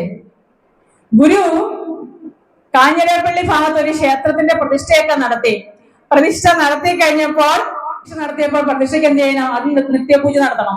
നിത്യപൂജ നടത്താൻ നേരത്തെ പൂജ നടത്തണം. ചുമ്മാ പറ്റുമോ? രാവിലെ എണീച്ച് ശാന്തിമാട് ചോദിച്ചറിയാം. നമ്മൾ നോക്കുമ്പോൾ നല്ല സുഖം അല്ലേ? രാവിലെ എല്ലാം കൃത്യമായിട്ട് ഇന്നിച്ചിരി നേരം കൂടുതൽ ഉറങ്ങാതെ നടക്കുന്ന കാര്യമാണ്. 2 ദിവസമായിട്ട് നല്ല മഞ്ഞൊക്കെ ഉണ്ട്, ഇച്ചിരി താമസം എണീറ്റാൽ മതി. നടക്കുന്ന കാര്യമാണോ? നടക്കുന്ന കാര്യമല്ല, കൃത്യമായിട്ട് ചെയ്യേണ്ട കാര്യമല്ലേ? അപ്പോൾ അവര് പറഞ്ഞു, ഇവിടെ അടുത്തൊരു പോറ്റിയുണ്ട്, നമുക്ക് അദ്ദേഹത്തെ കൊണ്ടുവന്ന് നിത്യപൂജയൊക്കെ ചെയ്യാന്ന് പറഞ്ഞു. ഗുരു ഫലിത രൂപത്തിൽ ഇപ്രകാരമാണ് മൊഴിഞ്ഞത്. കൊള്ളാം, പോയതൊക്കെ വന്നുകൊള്ളും. പോറ്റി വന്നു കഴിയുമ്പോ ഈ പോയതൊക്കെ വീണ്ടും വന്നുകൊള്ളുമെന്നാണ് നമ്മളോട് പറഞ്ഞത്. അപ്പൊ തീർച്ചയായിട്ടും നമ്മൾ ഗുരു പറഞ്ഞ രീതിയിൽ മാത്രം ചെയ്താൽ മതി. കാരണം ഗുരു നമുക്ക് എന്താണോ വേണ്ടത്, എന്താണോ വേണ്ടാത്തത് നമ്മെ പഠിപ്പിക്കുകയും ചെയ്യുന്നത്. ഒരു ശിലയിൽ ശില്പം ഉണ്ടാക്കുന്ന ശില്പി വെളിയിൽ നിന്ന് എന്തെങ്കിലും ഒരു സാധനം കൊണ്ടുവന്നാണോ ശില്പം ഉണ്ടാക്കുന്നത്? ആണോ? അല്ല. ആ ശിലയിലെ വേണ്ടാത്ത കാര്യങ്ങളൊക്കെ കുറച്ച് താനൊക്കെ കൊത്തിക്കളഞ്ഞു കഴിയുമ്പോഴാണ് അത് മനോഹരമായ ശില്പമായി തീരുന്നത്. അങ്ങനെ നമ്മുടെ ആചാരങ്ങളിൽ, നമ്മുടെ അനുഷ്ഠാനങ്ങളിൽ കടന്നുകൂടിയ അനാചാരങ്ങളെയൊക്കെ ഗുരു മാറ്റി ഇന്ന് നമ്മളാക്കി കഴിയുമ്പോൾ നമ്മളെങ്ങനെ ചെയ്യുന്നത്? ബോധപൂർവം ഗുരു വേണ്ടെന്ന് പറഞ്ഞതിനെയൊക്കെ നമ്മൾ എടുത്തുകൊണ്ടിരിക്കുകയാണ് ചെയ്യുന്നത്. അപ്പൊ ഗുരുവിന്റെ ക്ഷേത്ര പ്രതിഷ്ഠയിലൂടെ പോകുമ്പോൾ തീർച്ചയായിട്ടും നമ്മളത് ചിന്തിക്കുക തന്നെ ചെയ്യണം. ഗുരു അരുവിപ്പുറത്ത് ഇതൊന്നും നടത്തിയില്ല. ആ ക്ഷേത്രം നിർമ്മിക്കുന്നത് ശില്പി ആരാണെന്ന് അറിയില്ല. അരുവിപ്പുറം നമ്മൾ കാണുന്നില്ലേ? മഹാക്ഷേത്രമാണോ അത്?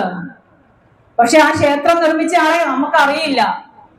ആ ക്ഷേത്രം നിർമ്മിച്ച ആ ശില്പിയെ കുറിച്ച് ചോദിച്ചപ്പോ ഗുരു പറഞ്ഞത് വന്നയാള് ഏൽപ്പിച്ച കാര്യം ചെയ്തു കഴിഞ്ഞിട്ട് പോയി എന്നാ പറഞ്ഞത്. അപ്പോൾ ഗുരു പൂർവികരായ ആ സൂരികളുടെ ആ വാക്കുകളെ വേണ്ടതിനെ മാത്രമേ എടുത്തിട്ടുള്ളൂ.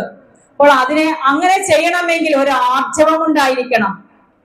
ശങ്കരാചാര്യർ വലിയ ആളാണെന്ന് പറഞ്ഞപ്പോൾ ഗുരു പറഞ്ഞു, ശങ്കരാചാര്യർ വലിയ ആളായിരിക്കാം, എന്നാൽ ജാതിയിൽ ചെറിയ ആളാണെന്നും ബുദ്ധി കൊണ്ട് ജാതി സ്ഥാപിക്കാൻ പറന്നു എന്ന് പറയണമെങ്കിൽ ഗുരുവിന് എത്രമാത്രം ധൈര്യം ഉണ്ടായിരിക്കണം. കുറ്റിപ്പുഴ കൃഷ്ണപിള്ള തന്റെ സ്മരണാഞ്ജലി എന്ന് പറയുന്ന ഗ്രന്ഥത്തിൽ ഇത് രേഖപ്പെടുത്തി വെച്ചിട്ടുണ്ട്. ശ്രീനാരായണ ഗുരുദേവൻ അല്ലാതെ മറ്റൊരാൾക്ക് ഇത് സാധ്യമല്ല എന്ന് പറഞ്ഞു തരുന്നത്. ഗുരുവിന് അങ്ങനെ സാധിച്ചെങ്കിൽ എനിക്കും നിങ്ങൾക്കും അത് സാധിക്കുമെന്ന് ഗുരു കാണിച്ചു തരികയാണ്. ഗുരുവിന്റെ കൃതിയിലൂടെ എല്ലാം കടന്നു ചെല്ലുമ്പോൾ അതും ഗുരു നമുക്ക് നൽകുന്ന ഒരു ഉറപ്പാകുന്നു. 100 മന്ത്രങ്ങളിലൂടെ കടന്നു പോകുന്ന ആത്മോപദേശ ശതകം ഗുരുവിന്റെ ശ്രുതിവാക്യമാണത്. കാലദേശത്തിനപ്പുറമായി മാറ്റമില്ലാതെ നിൽക്കുന്ന സനാതന ധർമ്മമാകുന്നു ശ്രീനാരായണ ഗുരുദേവ കൃതികൾ എന്ന് പറയുന്നത്. അപ്പൊ സനാതനം എന്ന വാക്കെടുത്ത് കഴിയുമ്പോൾ നമുക്കെല്ലാം സംശയമാണ് അല്ലെ? എന്നാൽ സനാതനം എന്ന വാക്കിനർത്ഥം നമ്മുടെ കാട് കയറി പോകേണ്ട എന്നും നിലനിൽക്കുന്ന മാറ്റമില്ലാത്തത് എന്ന് മാത്രമേ ഉള്ളൂ അതിനർത്ഥം. ഗുരുവിന്റെ കൃതികളെല്ലാം അങ്ങനെ തന്നെയാണ്, അത് മാറ്റമില്ലാത്തതാണ്. 100 മന്ത്രങ്ങളിലൂടെ നമ്മളെ കടന്നു പോകാൻ വേണ്ടി ആദ്യം നമ്മളെ പ്രാപ്തരാക്കുന്നുണ്ട്. ഒന്നാമത്തെ മന്ത്രത്തിലൂടെ. ഒന്നാമത്തെ മന്ത്രത്തിൽ നമ്മളോട് എന്താ ഗുരു പറഞ്ഞു തരുന്നത്? നമ്മൾക്ക് എന്താ ഇഷ്ടം? അയൽവക്കത്തെ കാര്യം അന്വേഷിക്കാനാണോ വീട്ടിലെ കാര്യം അന്വേഷിക്കാനാണോ കൂടുതൽ ഇഷ്ടം? സത്യം പറയണേ. ഏ ഏ കൂടുതൽ ഇഷ്ടം അവിടെ എന്നാ ചെയ്യുന്നത് അതനുസരിച്ച് വേണം നമുക്കിവിടെ നമ്മുടെ കാര്യങ്ങളൊക്കെ ഒന്ന് റെഡിയാക്കി എടുക്കാൻ അല്ലേ. അവള് ആ കല്യാണത്തിന് പുതിയ സാരി എടുത്തത്. ഓ, ഞാനത് അറിഞ്ഞില്ല. അടുത്ത കല്യാണം ആകുന്നതിന് മുമ്പ് വാങ്ങിച്ചിരിക്കുവോ? വാങ്ങിച്ചില്ലെങ്കിൽ ചേട്ടനെ കൊണ്ട് വാങ്ങിപ്പിക്കും അല്ലേ. എല്ലാരും ഒന്ന് ഇപ്പൊ ആളുകൾ മാറിയിട്ടുണ്ടല്ലേ. ഇപ്പൊ പണ്ടൊക്കെ എങ്ങനെയായിരുന്നു, ഇപ്പൊ നമ്മളെല്ലാവരും മാറി. ഇപ്പൊ നേരത്തെയൊക്കെ എങ്ങനെയാ നമ്മൾ അയൽപക്കത്തോട് നോക്കിയിരിക്കുന്നത്. അപ്പൊ നമ്മുടെ കണ്ണുകൾ എപ്പോഴും വെളിയിലോട്ടാണ് നോക്കിയിരിക്കുന്നത്. അപ്പോൾ ഗുരു നമ്മളെ ആദ്യം അതാണ് പഠിപ്പിച്ചത്. നമ്മുടെ ഈ കഴിവിനെ കാണണമെങ്കിൽ നമ്മൾ എന്താണ് ചെയ്യേണ്ടത്? അറിവിലും ഏറി അറിഞ്ഞിടുന്നവൻ തന്നെ ഉരുവിലും ഒത്തു പുറത്തു ഉജ്ജ്വലിക്കും കഴിവിന് കണ്ണുകൾ അഞ്ചുമുള്ളടക്കി തെരുതെര വീണ് വണങ്ങി ഓതിടണമെന്ന് ഗുരു നമ്മെ പഠിപ്പിക്കുകയും ചെയ്യുന്ന. അങ്ങനെ പഠിച്ചു കഴിഞ്ഞ് നമ്മുടെ ഇന്ദ്രിയങ്ങളെ ഒരാമ തന്റെ അവയവങ്ങളെ ഉള്ളിലേക്ക് വഹിക്കുന്നത് പോലെ തന്നെ ഇന്ദ്രിയങ്ങളെ ഉള്ളിലേക്ക് വഹിച്ച് താൻ ആരാണെന്ന് അറിയുന്നവരാണ് ഈ ലോകത്തിൽ വ്യത്യസ്തനാകുന്നത്. നമ്മളെല്ലാവരും എന്താ ചോദിക്കുന്നത്? നീ ആരാണെന്നാ ചോദിക്കുന്നത്. ആദ്യം കാണുമ്പോ നീ ആരാ, നിന്റെ പേരെന്നാ ചോദിക്കുന്നത്. നമ്മളാരും നമ്മളെ കുറിച്ച് ചോദിക്കത്തില്ല. എന്നാൽ ഞാൻ ആരാണെന്ന് ചോദിച്ചവരാണ് ലോകത്തിൽ വ്യത്യസ്തരായവരും. അപ്പോൾ നീ ആരാണെന്ന് ഞാൻ ആരാണെന്ന് അന്വേഷിക്കണമെങ്കിൽ നമ്മുടെ ഇന്ദ്രിയങ്ങളെ നമ്മളിൽ തന്നെ ഇരിക്കുന്ന ആ പൊരുളിലേക്ക് നോക്കുക. അപ്പോൾ നമുക്ക് മനസ്സിലാക്കാൻ കഴിയും. 98 മന്ത്രങ്ങളിലൂടെ നമ്മൾ മനനം ചെയ്യണം. ആ 98 മന്ത്രത്തിലൂടെ ഗുരു ഓരോ വ്യക്തികളും നന്നാകാൻ വേണ്ടി എല്ലാ കാര്യങ്ങളും പറഞ്ഞു തരുന്നുണ്ട്. അവിടെ ഈ ലോകത്തിനെ കുറിച്ച് നൽകുന്ന ഒരു മഹാ സന്ദേശമുണ്ട്. എന്നും തരുന്ന ഒരു ഉറപ്പുണ്ട് ഗുരുവിന്റെ. കാരണം ഈ ലോകത്തിൽ ബ്രഹ്മവിദ്യയ്ക്ക് അധികാരി എന്ന് പറയുന്നത് ബ്രഹ്മസൂത്രം എന്ന് പറയുന്ന കൃതിയെ ഭാഷ്യം ചമച്ചുകൊണ്ട്, വേദവ്യാസ വിരചിതമായ ബ്രഹ്മസൂത്രത്തിന് ഭാഷ്യം രചിച്ചുകൊണ്ട് ശങ്കര ഭഗവത്പാദർ ഇപ്രകാരം പറയുന്നുണ്ട്: ഒരു ബ്രാഹ്മണ സ്ത്രീയുടെ ഉദരത്തിൽ പിറന്ന പുരുഷ പ്രജയായിരിക്കണം ബ്രഹ്മവിദ്യയ്ക്ക് അധികാരി എന്ന്. എന്നാൽ അവിടെ ഗുരു വളരെ വ്യക്തമായി നമുക്ക് മറുപടി തരുന്നുണ്ട്. ആത്മോപദേശ ശതകം പഠിച്ചാൽ നമുക്ക് മനസ്സിലാക്കാൻ സാധിക്കും. മലയാള ഭാഷയിലെ തന്നിരിക്കുന്നത്. അഹമിരുളല്ല ഇരുളാകിലന്തരായി നാം അഹമഹമെന്നറിയാതിരുന്നിടേണം അറിവതിനാലഹം അന്ധകാരമല്ലെന്ന അറിവതിനിങ്ങനെ ആർക്കും ഓതിടേണം. അഹം അഹം എന്ന് ഓരോ നിമിഷവും നമ്മൾ പറയുന്നുണ്ട്. ഞാൻ എന്ന്. ഈ ഞാൻ എന്ന് പറയുന്നത് എന്റെ ഈ കൈയാണോ, എന്റെ ഈ കാലാണോ, എന്റെ ഈ ശരീരമാണോ ഞാന്? ഇന്ന് മുമ്പേ നമ്മുടെ സംസാരിച്ച സാറ് പറഞ്ഞ് ഇതിനൊക്കെ ക്ഷതം സംഭവിച്ച് ആ കട്ടിലിൽ മറ്റൊരാളുടെ ആശ്രയത്തിൽ കിടക്കുമ്പോൾ നമ്മൾ ഞാൻ എന്ന് പറയുന്നുണ്ടെങ്കിൽ ആ ശരീരത്തെ ചൈതന്യവത്താക്കുന്ന, അല്പമെങ്കിലും ജീവൻ തുടിപ്പിക്കുന്ന ആ ഉള്ളിലെ ചൈതന്യത്തെയാണ് നമ്മൾ അറിയാതെ പറയുന്നത് ഞാനത്. ആ അഹം എന്ന ബോധം ഞാനും നിങ്ങളും അറിയുന്നുണ്ടെങ്കിൽ ഈ അറിവ്, ഈ ആത്മവിദ്യ ആർക്കും ഓതിക്കൊടുക്കാം. അവിടെ സ്ത്രീ എന്നോ പുരുഷനെന്നോ മനുഷ്യനിർമ്മിതമായ യാതൊരു ജാതിക്കും അവിടെ അടിസ്ഥാനമില്ലെന്ന് അസന്നിഗ്ധമായിട്ട് ഗുരു നമുക്ക് പറഞ്ഞു തരികയാണ് ചെയ്യുന്നത്. അതുപോലെ തന്നെ നമ്മൾ ഓരോരുത്തരും എപ്പോഴും പറയുന്നുണ്ട്, അവനവൻ ആത്മസുഖത്തിന് ആചരിക്കുന്നവ അപരന്റെ സുഖത്തിന് വരണമെന്ന്. ഗുരു വെറുതെ പറഞ്ഞതാണത്.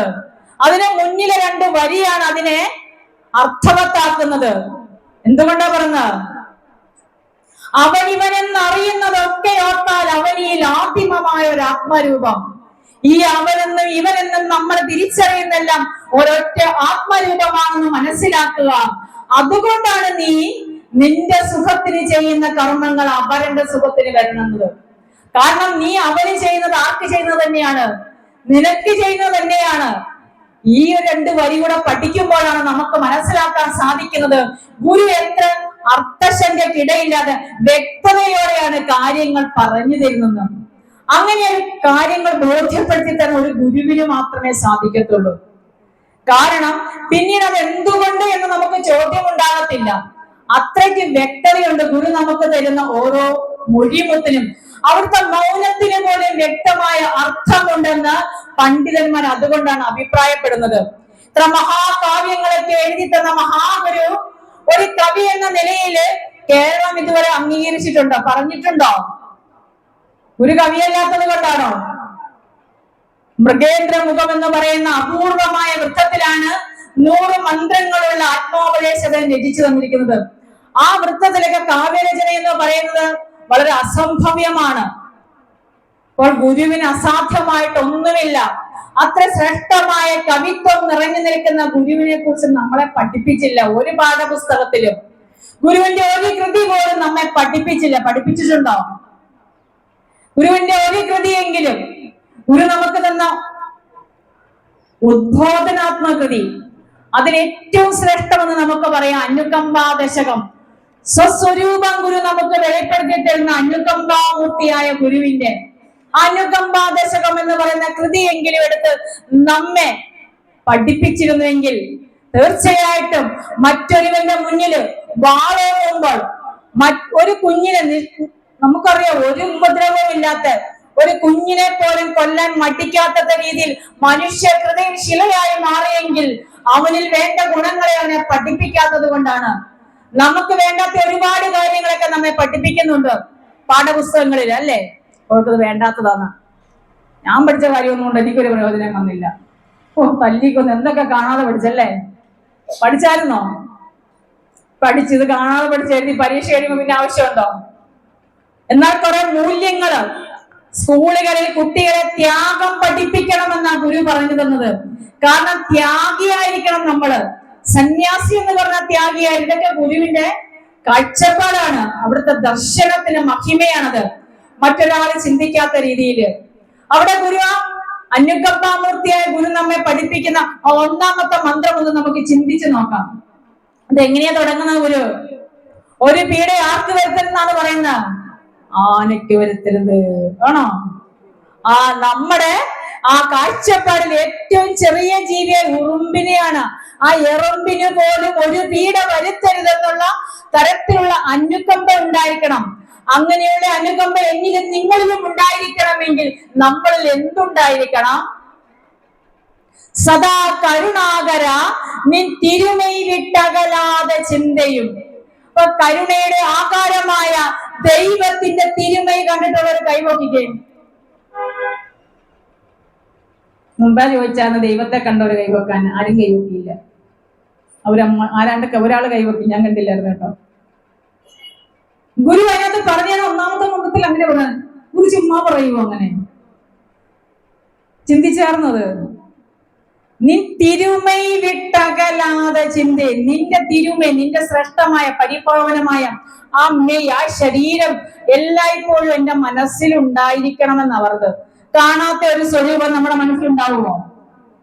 ഉണ്ടാകുമോ? അപ്പൊ ഏതായിരിക്കും ആ തിരുമൈ എന്ന് പറയുന്നത്? ഇനി വെറുതെ ഒരു കാര്യവും പറയില്ല, എഴുതത്തുമില്ല. എഴുതുവോ? നമ്മൾ മനസ്സിലാക്കിയ കാര്യമല്ലേ? അപ്പൊ ഏതായിരിക്കും ആ തിരുമൈ എന്ന് പറയുന്നത്? എന്തെങ്കിലും ഒന്ന് പറയേ. എസ്.കെ. പൊറ്റക്കാടേ അദ്ദേഹത്തിന്റെ ഒരു ദേശത്തിന്റെ കഥയെന്ന് പറഞ്ഞ പുസ്തകത്തിലെ ഒരു വരിയുണ്ടേ. ഇദ്ദേഹം ഇങ്ങനെ ആഫ്രിക്കൻ നാടുകളിലൂടെ സഞ്ചരിക്കുന്നത്. അവിടെ ചെന്ന് ഒരു ചായക്കട കയറി ചായ കുടിക്കാൻ കയറിയപ്പോഴേ ഒരു ആളടുത്ത് വന്ന് ഇങ്ങനെ എസ്.കെനെ നോക്കി. എത്ര മസിലി പിടിച്ചിരുന്നാലും മലയാളിയെ കണ്ടാൽ മലയാളിക്ക് അറിയത്തില്ലേ? ഒരു ശ്വാനനെ മറ്റൊരു ശ്വാനെ കണ്ട അറിയത്തില്ല. അതുപോലെ നമുക്ക് നമ്മളെ ആളെ കണ്ടാൽ നമുക്ക് തിരിച്ചറിയാം. അത് എന്നൊക്കെ വേഷം കിട്ടിയാലും നമുക്ക് മനസ്സിലാവും, അല്ലേ? എസ്.കെ. പൊറ്റക്കാടോടെ മതിയാ മസിലി പിടിച്ച് അവിടെ ഇരിക്കുക ചായക്ക് വേണ്ടി. നമ്മുടെ ആള് വന്ന് നോക്കി തിരിച്ചുപോയി. ഇങ്ങനെ കൺട്രോള് വിട്ട് ചായം കൊണ്ട് വന്നപ്പോ അങ്ങനെ എന്താ പറഞ്ഞറിയാം? ഇങ്ങള് മലയാളിയാണെങ്കിൽ നമ്മളോടൊന്ന് മിണ്ടൂ എന്ന് പറഞ്ഞോണ്ടാണ് ചായ ക്ലാസ് വെച്ചത്. അതുപോലെ നിങ്ങളോട് ചോദിക്കുകയാണെ, നിങ്ങൾക്ക് മിണ്ടാൻ അറിയാമെങ്കിൽ നിങ്ങൾ നമ്മളോടൊന്ന് മിണ്ടൂന്ന്. നിങ്ങൾ ആരെങ്കിലും കണ്ടിട്ടുണ്ടോ തിരുമൈ? എന്താ നിങ്ങൾ മിണ്ടാതിരിക്കുന്നത്? നിങ്ങളെയൊക്കെ ഉടക്കം തൂങ്ങിയിരിക്കുന്നതെന്ന് ഞാൻ ഇങ്ങനെ ചോദിക്കുന്നത്. 10,000 രൂപ സമ്മാനം തരും ശാഖ. അപ്പൊ നല്ല അവസരമോ 10,000 രൂപ തരാനല്ലേ? അല്ലേ? പറ, നമ്മൾ കണ്ടില്ലേ ഈ തിരുമൈ? നമ്മുടെ പൂർവ്വര് കണ്ടില്ലേ ഈ തിരുമൈ? കണ്ടോ? കണ്ട് ഞാനും നിങ്ങളും കാണണമെന്ന ആ നിശ്ചയം ഗുരുവിനുണ്ടായിരിക്കണം. ആ യുവാവായ ആ തിരുമൈ നമുക്ക് കാണണമെന്നും ആ യുവത്വം കടന്ന് ആ വാർദ്ധക്യത്തിലേക്ക് എത്തിരുന്ന ആ തിരുമൈ നമ്മൾ കാണണമെന്ന നിശ്ചയം ആർക്കുണ്ടായിരുന്നു? ഈ മഹാഗുരുവിനുണ്ടായിരുന്നു. നാളെ ഞാനും നിങ്ങൾ പകച്ചതുപോലെ ഇരിക്കല്ല്.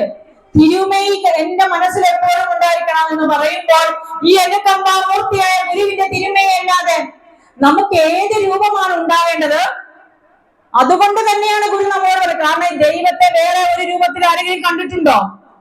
അവിടെ ഗുരു തിരുമെയ് എന്ന് പറഞ്ഞ അതുപോലെയുള്ള കൃതികളിലെല്ലാം ഗുരു ആ ഭഗവാന്റെ പാദങ്ങളെ കുറിച്ച് പറഞ്ഞു തരുന്നുണ്ട്, ഗുരുവിന്റെ പദങ്ങളെ കുറിച്ച് പറഞ്ഞു തരുന്നുണ്ട്. പക്ഷെ ഇവിടെ അനുകമ്പാമൂർത്തിയായ ഗുരു എന്താ പറഞ്ഞു തരുന്നത് നമുക്ക്? നിൻ തിരുമെയ് വിട്ടകലാതെ ചിന്തയും, അല്ലയോ ഭഗവാനെ നിന്റെ തിരുമെയ് എന്റെ ഹൃദയത്തിൽ നിന്ന് മാഞ്ഞു പോകരുതേ എന്ന്. അതുകൊണ്ട് തന്നെയാണ് മൂർക്കോത്ത് കുമാരനെ പോലെയുള്ള സാക്ഷാൽ യുക്തിവാദത്തിന് കണ്ടുപിടിച്ചത് അവരൊക്കെ തന്നെയാ. യുക്തിവാദം കണ്ടുപിടിച്ചത് ആ മൂർക്കോത്ത് കുമാരനെ പോലെയുള്ളവര് ഗുരുവിൽ വിശ്വസിക്കണമെങ്കിൽ ഈ ദിവ്യ കലേവരം ഈ വരും ലോകം തിരിച്ചറിയാതെ പോകരുത് എന്ന അവരുടെ ഒരു പ്രാർത്ഥനയാണ് ഇന്ന് തലശ്ശേരി ജഗന്നാഥന്റെ മണ്ണിൽ നിൽക്കുമ്പോൾ നമുക്ക് കാണാൻ പറ്റുന്നത്. ഇത് നാം തന്നെയാണല്ലോ, ഇതിന് ആഹാരമൊന്നും വേണ്ട, ഇത് ദീർഘനാൾ ജീവിച്ചു കൊള്ളുമെന്ന ഗുരുവിന്റെ അനുഗ്രഹത്തോടു കൂടി വിരാജിക്കുന്ന ഭഗവാന്റെ ദിവ്യ കളേബരം എന്ന് പറയുന്നത് അത് ഗുരുവിന്റെ സങ്കല്പമാണ്. മഹാഗുരുവിന്റെ ഒരു നിശ്ചയം തന്നെയാണ് ഗുരുവിന്റെ ആ ദിവ്യ കളേബരം. അല്ലാതെ ഗുരുവിന് പറയാൻ പറ്റുമോ ആ തിരുമേയ് വിട്ടകലാതെ ചിന്ത ഉണ്ടാകണമെന്നോ? ആ തിരുമേയ് ഞാനും നിങ്ങളും കാണാൻ വേണ്ടി തന്നിട്ടാണ് ഗുരു പറഞ്ഞത്. അതുപോലെ തന്നെ കോലത്തുകര ക്ഷേത്രത്തിൽ ചെന്നാൽ നമുക്ക് കാണാൻ സാധിക്കും ആ യുവാവായ തന്റെ ഉത്തരീയം ഒരു വശത്തേക്ക് മാറ്റിയിട്ടിരിക്കുന്ന ആ യുവകോമളനായ മഹാഗുരുവിനെ കാണാൻ സാധിക്കത്തില്ലേ? അതും ഗുരുവിന്റെ സങ്കല്പമാണത്. മറ്റേ നമുക്കൊരാൾക്ക് അതൊന്നും സാധ്യമല്ല. ഒരുവാദിക്കൽ കോട്ട കൃഷ്ണക്കുറുപ്പ് എന്ന് പറഞ്ഞ വ്യക്തി മഹാഗുരുവിനെ നിർനിമേഷനായി നോക്കി നിന്ന് ഗുരുവിന്റെ ചിത്രം വരയ്ക്കാൻ വേണ്ടി ഇരുന്നപ്പോൾ ഗുരുവിനോട് നേരിട്ട് ചോദിക്കാൻ അദ്ദേഹത്തിനൊരു ഭയമായിരുന്നു. അപ്പോൾ അദ്ദേഹത്തോട് ഗുരു ചോദിക്കും, എന്താ ചിത്രം വരയ്ക്കണമെന്ന് ചോദിക്കും. തൃപ്പാദങ്ങൾ അനുവദിച്ച് ആ ചിത്രം വരയ്ക്കണമെന്ന് ആഗ്രഹമുണ്ടെന്ന് പറയുമ്പോഴാണ് ഗുരു ഇരുന്നു കൊടുക്കുകയും ഗുരുവിന്റെ മനോഹരമായ ചിത്രം അദ്ദേഹം പൂർത്തിയാക്കുകയും ചെയ്യുന്നത്. എന്നാൽ പൂർത്തിയാക്കിയിട്ടും ചിത്രം കൊണ്ട് എവിടെ വന്നില്ല, ഗുരുവിനെ കാണിച്ചില്ല. ഗുരു ചോദിച്ചു, നമ്മുടെ ചിത്രം ഇവിടം വരെയായി, എന്തിയാ നമ്മുടെ ചിത്രം എന്ന് ചോദിച്ചപ്പോൾ വളരെ വ്യസനത്തോടെ അദ്ദേഹം പറഞ്ഞു, ചിത്രത്തിന്റെ പൂർത്തീകരണം നടന്നു കഴിഞ്ഞപ്പോൾ അതിലൊരു കളങ്കം, ഒരു മഷി വീണ്, തുടയിൽ മഷി വീണല്ലോ എന്ന് പറഞ്ഞ്. തുടയിൽ മഷി വീണ് വരച്ച് ഭംഗിയുള്ള ചിത്രത്തിൽ തുടയിൽ മഷി വീണ കൊള്ളും? അത് ഇല്ല. അപ്പൊ ഗുരു ഒന്ന് പുഞ്ചിച്ചിട്ട് ആ തുടയൊന്ന് തടവിക്കൊണ്ട് അവിടുന്ന് ഇപ്രകാരമാണ് അരുളിച്ചത്, നമുക്ക് അവിടെ ഒരു കാക്കപ്പുള്ളി ഉണ്ടല്ലോ എന്ന്. ഭഗവാൻ എന്താ പറഞ്ഞത്? നമുക്ക് അവിടെ ഒരു കാക്കപ്പുള്ളി ഉണ്ടല്ലോ എന്ന്. അതിനുശേഷം വീട്ടിൽ ചെന്ന് നോക്കിയപ്പോൾ ആ ചിത്രത്തിൽ ആ മഷിപ്പാടില്ല. അപ്പോൾ ഗുരുവുമായിട്ട് അത്രയ്ക്ക് താതാത്മ്യം പ്രാപിച്ച ഒരു ചിത്രമാണ് എന്ന് നമുക്ക് മനസ്സിലാക്കാൻ സാധിക്കും. ആ ചിത്രത്തിന് നൂറ്റാണ്ടുകൾക്ക് ഇപ്പുറം ഒരു കേടുപോലും പറ്റിയിട്ടില്ലെങ്കിൽ അത് ഗുരുവിന്റെ കാരുണ്യമല്ലാതെ മറ്റെന്താണ്? തീർച്ചയായിട്ടും ഞാനും നിങ്ങളും കണ്ട് തൊഴേണ്ട ചിത്രമാണ്. അപ്പോൾ ആ തിരുമയായിരിക്കണം എന്റെയും നിങ്ങളുടെയും ഹൃദയത്തിൽ പ്രതിഷ്ഠിക്കേണ്ടത് എന്ന്. ആ തിരുമയ എന്റെയും നിങ്ങളുടെയും ഹൃദയത്തിലുണ്ടെങ്കിൽ ഒരിക്കലും നമുക്ക് മറ്റൊരാളോട് ദേഷ്യത്തോടെ പെരുമാറാൻ പറ്റുമോ? ഒന്ന് ചിന്തിക്കും നമ്മള്. എന്തായാലും നമ്മൾ പരിവർത്തനം ഉണ്ടാകുന്ന കാര്യത്തിൽ യാതൊരു സംശയവുമില്ല. ആ പരിവർത്തനം നമ്മളിൽ ഉണ്ടാകണമെങ്കിൽ ഈശ്വരന്റെ കടാക്ഷം നമ്മളിൽ ഉണ്ടായിരിക്കണമെന്ന കാര്യത്തിൽ യാതൊരു സംശയവുമില്ല. അപ്പോൾ ഗുരുവിന്റെ ക്ഷേത്ര പ്രതിഷ്ഠയും ഗുരുവിന്റെ കൃതിയും തമ്മിൽ നമുക്ക് ബന്ധപ്പെടുത്താൻ സാധിക്കും. അപ്പോൾ അങ്ങനെ ഗുരുവിനെ പ്രതിഷ്ഠിച്ച് കഴിഞ്ഞ് വരുമ്പോൾ ആത്മോപദേശത്തിൽ വരുന്ന അവസാനത്തെ ആ ധീരതയാണ് നമ്മളിലേക്ക് പകർന്നു തരുന്നത്. ആ ധീരതയാണ് ഇവിടെ പരിവർത്തനം സൃഷ്ടിച്ചത്. അവിടെ ഗുരു പറയുന്നുണ്ട്, അതും ഇതുമല്ല സദർത്ഥമല്ല അഹം സച്ചിദമൃതമെന്നു തെളിഞ്ഞു ധീരനായി അസതിഥി പ്രതിപത്തിയറ്റ് സത്ത് ഓം ഇതി മൃദുവായ മന്നിലേണം. നീ ഞാനുമൊക്കെ ആരാകുന്നു? ഈ കാണുന്ന നാമരൂപം ഒന്നും നീ ഞാനുമല്ല. നീ ഞാനും ആ പരമാത്മ സത്യം തന്നെയാണെന്ന്, ആ ഓംകാരം തന്നെയാണെന്ന് തിരിച്ചറിഞ്ഞ് നീ അതിലമർന്നു വേണമെന്നാണ് പറയുന്നത്. അതിലമരുമ്പോൾ നിനക്ക് എന്ത് കൈവരും? ധീരത കൈവരും എന്നാണ് പറഞ്ഞു തരുന്നത്. നമ്മൾ മറ്റൊരാളാണ് മറ്റൊരാളെന്ന് വിചാരിക്കുമ്പോൾ നമ്മളുടെ ഉള്ളിൽ ഭയമുണ്ടാകുന്നത്. എന്നാൽ നാം ആ ബ്രഹ്മത്തിന്റെ അംശം തന്നെയാണെന്ന് പറയുമ്പോൾ നമ്മളിൽ ഒരിക്കലും ഭയമുണ്ടാകത്തില്ല. ബ്രഹ്മവിദ്യക്ക് ആരാണ് അധികാരി എന്ന് ഗുരു നമുക്ക് പഠിപ്പിച്ചു തരുന്ന മറ്റൊരു ശ്ലോകമുണ്ട്. 5 മന്ത്രങ്ങളേ ഉള്ളു. വിവേക ചൂടാമണി എന്ന് പറയുന്ന ആ കൃതിയില് ഏകദേശം 600ഓളം ശ്ലോകത്തിലൂടെയാണ് ബ്രഹ്മവിദ്യക്ക് അധികാരി ആരെന്ന രൂപത്തിൽ നമുക്ക് പറഞ്ഞു തരുന്നത്. അവിടെ പറഞ്ഞു തരുമ്പോൾ ഏകദേശം 200 മന്ത്രങ്ങൾ വേണ്ടി വന്നു ആചാര്യസ്വാമികൾക്ക് ബ്രഹ്മവിദ്യക്ക് ആരാണ് അധികാരി, അവന് എത്ര യോഗ്യതകൾ ഉണ്ടായിരിക്കണം എന്ന് പറഞ്ഞു തരാന്. എത്ര മന്ത്രം എടുത്തു? 200 മന്ത്രങ്ങൾ എടുത്ത്.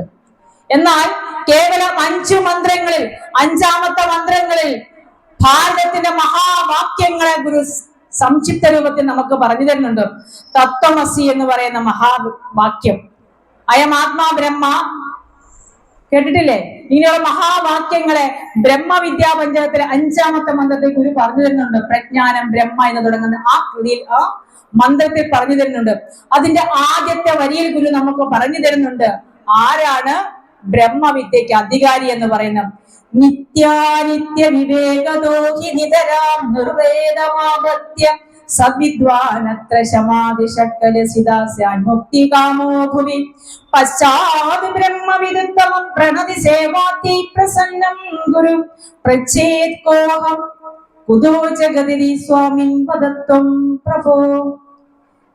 ഒരു വസ്തുവിനെ കണ്ടു കഴിഞ്ഞാൽ നിത്യമേത അനിത്യമേതെന്ന ബോധമുണ്ടായിരിക്കണം. സ്ത്രീയാണ് അമ്മയും പെങ്ങളും മകളും ഭാര്യയും എല്ലാം ആര് തന്നെയാണ്? ആരാണ്? ഇതെല്ലാം സ്ത്രീയാണ്. നാം അമ്മയെ അമ്മയായിട്ടും പെങ്ങളെ പെങ്ങളായിട്ടും ഭാര്യയെ ഭാര്യയായിട്ടും മകളെ മകളായിട്ടും കാണാനുള്ള ഒരു വിവേചന ബുദ്ധി, ഒരു നിത്യാനിത്യ വസ്തുവിന്റെ വിവേചനം നമ്മളിൽ ഉണ്ടായിരിക്കണം. അങ്ങനെയുള്ള ഒരാൾക്ക് ശമാധി ഷക്കലസിത എന്ന് പറഞ്ഞാൽ 6 ഗുണങ്ങളുണ്ടായി. ശമന്തമ ഉപരതി എന്ന് പറഞ്ഞ അങ്ങനെ പറയുന്ന 6 ഗുണങ്ങൾ ഉണ്ടായിരിക്കണം അവന്. തന്നെ അടക്കാൻ പറ്റുന്ന കാര്യങ്ങളൊക്കെ കുറിച്ച് ഗുരു പറഞ്ഞത്, നമ്മളെ നിയന്ത്രിക്കാൻ പറ്റണം നമുക്ക്. അങ്ങനെയുള്ള ഗുണങ്ങളൊക്കെ ഉള്ള ആള് ആരാന്ന് ചോദിക്കേണ്ടത്? ഈ ആരാണെന്നാണ് ചോദിക്കേണ്ടത്. കോഹൻ, ഞാൻ എവിടെ നിന്ന് വന്നു, ഞാൻ എവിടെ നിന്ന് വന്നു ആദ്യം ചോദിക്കണ്ടേ. കുതോ ജഗത്, ഈ ജഗത്ത് എവിടെ നിന്നുണ്ടായി എന്ന് ചോദിക്കും. അപ്പോൾ പ്രസന്നനായ ഗുരു നമ്മളോട് പറഞ്ഞു തരും നമ്മൾ എവിടെ നിന്ന് വന്നിട്ടും ഒരു പറഞ്ഞില്ലേ, ഇങ്ങനെ കേട്ടിട്ടില്ലേ, താൻ ആരാണെന്ന് തനിക്കറിയാമല്ലോ. അതൊക്കെ നമുക്കറിയാല്ലേ, ഇതൊരു കുലുക്കാൻ നോക്കിയല്ലേ. അതിനൊക്കെ നമുക്ക് നല്ല സന്തോഷമുണ്ടല്ലേ. അപ്പൊ അതുപോലെ ഗുരു നമുക്ക് പറഞ്ഞു തരും നമ്മൾ ആരാണെന്നും. അവിടെ ഗുരു യാതൊരു അർത്ഥശങ്കയ്ക്കും ഇടയില്ലാതെ പറഞ്ഞു തരികയാണ്. നമ്മൾ മനുഷ്യൻ പാപിയാണെന്നൊക്കെ പഠിപ്പിക്കുമ്പോൾ ഗുരു നമ്മളോട് പറയുകയാണ്, ത്വം ഹി ബ്രഹ്മ, നീ ആര് തന്നെയാന്ന്, അല്ലയോ ശിഷ്യ, നീയും ബ്രഹ്മം തന്നെയാവുന്ന യാതൊരു സംശയമില്ലാതെ പറഞ്ഞെന്ന് ഗുരു.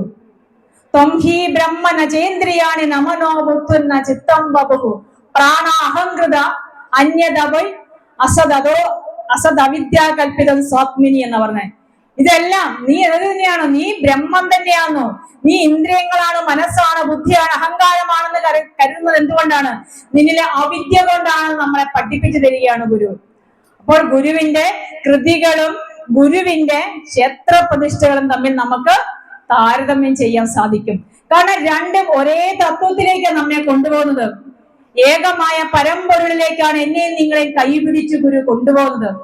ഒരു സംശയം ചേച്ചി മേലോട്ട് നോക്കുന്നു, സ്തോത്രകൃതികളൊക്കെ തന്നിട്ടുണ്ടല്ലോ, ഇതിനകത്ത് ഗണപതി ഉണ്ട്, സുബ്രഹ്മണ്യനുണ്ട്, ശിവഭഗവാനുണ്ട്, ദേവിയുണ്ട്, വിഷ്ണു ഉണ്ട്, ഞാൻ ആരെ പ്രാർത്ഥിക്കണല്ലേ?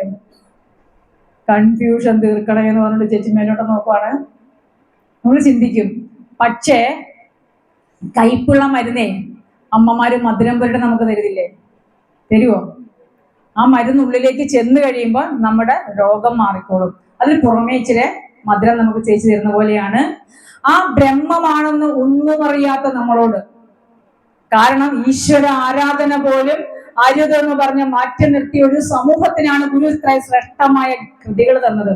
അത് നമ്മളോട് അങ്ങനെ പറഞ്ഞത് നമുക്ക് മനസ്സിലാവുമോ? അവിടെയാണ് ഗുരു ഈ നമ്മൾ മനസ്സിലാക്കി വെച്ചിരിക്കുന്നത് നമ്മുടെ ഉള്ളിലുള്ള ആ പ്രതിബിംബങ്ങളെ, ആ പ്രതീകങ്ങളെ ഗുരു ആ ബ്രഹ്മത്തിന്റെ പ്രതീകമാക്കി മാറ്റിക്കൊണ്ട് നമ്മളിലേക്ക് തരുന്നതാണ് ഗുരുവിന്റെ സ്തോത്രഗതി എന്ന് പറഞ്ഞു. ഓരോ സ്തോത്രഗതിയിലൂടെ മനനം ചെയ്യുമ്പോൾ ആ ബ്രഹ്മസത്യത്തിലേക്കാണ് നമ്മൾ ചെല്ല് ചേരുന്നത്. നമ്മളെല്ലാം ഗണപതിയെ സ്തുതിക്കുന്നുണ്ട്. ഗുരുവിന്റെ ഗണപതി സ്തുതി എത്ര എണ്ണം ഉണ്ട്? ഇതൊക്കെ നിങ്ങൾക്ക് അറിയാണ്ട് വെറുതെ ചോദിക്കുന്നത്, നിങ്ങൾ ഉറങ്ങാതിരിക്കാൻ വേണ്ടി. ചിലരൊക്കെ ഇങ്ങനെ കണ്ണടയ്ക്കുന്നുണ്ട്. കാരണം ഇതിനു മുന്നേ കുറ്റം പറയാൻ പറ്റത്തില്ല.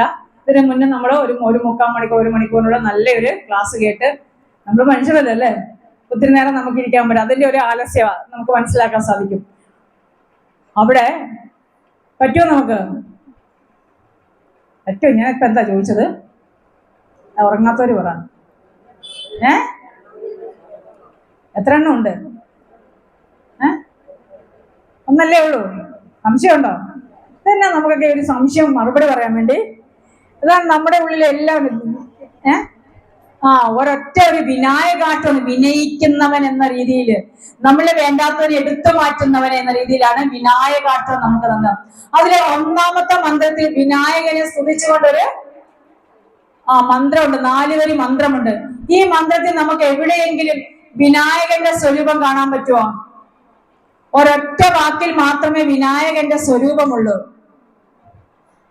ബൃഹച്ചാര് എന്നതാ പറ. പല അഭിപ്രായം വരുന്നത്. ബൃഹച്ചാര് പറ, ഉറക്കെ പറ. പഠിതാക്കളൊക്കെ കറക്റ്റ് വരുമെന്ന് എനിക്കറിയാം, അല്ലെങ്കിൽ അവർക്കറിയാം. ഞാൻ വരുമ്പോ ചിത്ത വിളിക്കുന്നല്ലേ. ബൃഹച്ചാര് തുന്തം, വലിയ മനോഹരമായ വയറോട് കൂടിയവനെ എന്നൊരു പദം മാത്രമേ ഉള്ളൂ. ബാക്കി തുടങ്ങുന്നത് എങ്ങനെയാണ്? നമദേവ വൃന്ദം, ദേവന്മാര് തല കുനിച്ചു വണങ്ങി നിൽക്കുന്നവനെ എന്നാ പറയുന്നത്. ഗണപതിയെടുത്താണോ? ആണോ? അല്ല.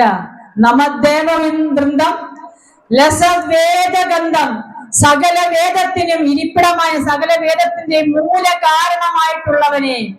ശ്രീ മുകുന്ദം, ശ്രീയോടുകൂടി ലക്ഷ്മി സമേതനായ മുകുന്ദൻ നമിച്ചു നിൽക്കുന്നവനെ. സുതസ്ത്രീ സനന്ദം, ഈ ബ്രഹ്മവിദ്യ അന്വേഷിച്ചു പോയ ആദ്യത്തെ 4 വ്യക്തികളാണ് സനക സനന്ദ സനത് കുമാരർ എന്ന് പറയുന്ന മഹാമുനികള്. ബ്രഹ്മദേവന്റെ മാനസപുത്രന്മാർ സ്തുതിക്കുന്നവനെ എന്ന് ആരെയാണ് വിളിക്കുന്നത്? ബൃഹച്ചാര് തുന്തം, വലിയ വയറോട് കൂടിയവനെ. അത് പ്രപഞ്ചത്തിന്റെ പൂർണ്ണതയാണ് സൂചിപ്പിക്കുന്നത്. കാരണം അവിടെ മാത്രമേ ഉള്ളൂ മതി എന്ന് നമ്മൾ പറയത്തുള്ളൂ. ആണോ? ഒരു ഓട്ട അടിച്ചു കഴിഞ്ഞാൽ 10 ലക്ഷം അടിച്ചു കഴിഞ്ഞാൽ 10 അടിച്ചത് 75-100 കോടിയൊക്കെ അടിച്ചിരുന്നേല് എന്നാ 10എങ്കിലും കിട്ടിയെന്ന് പറഞ്ഞ് നമ്മൾ സമാധാനിക്കുവോ? ഇല്ല. എന്നാ വയറ് നിറഞ്ഞ് ഭക്ഷണം കഴിച്ചു കഴിഞ്ഞാൽ ഇച്ചിരി കൂടെ വിളപ്പെട്ടെന്ന് ചോദിച്ചാൽ എന്നാ പറയും?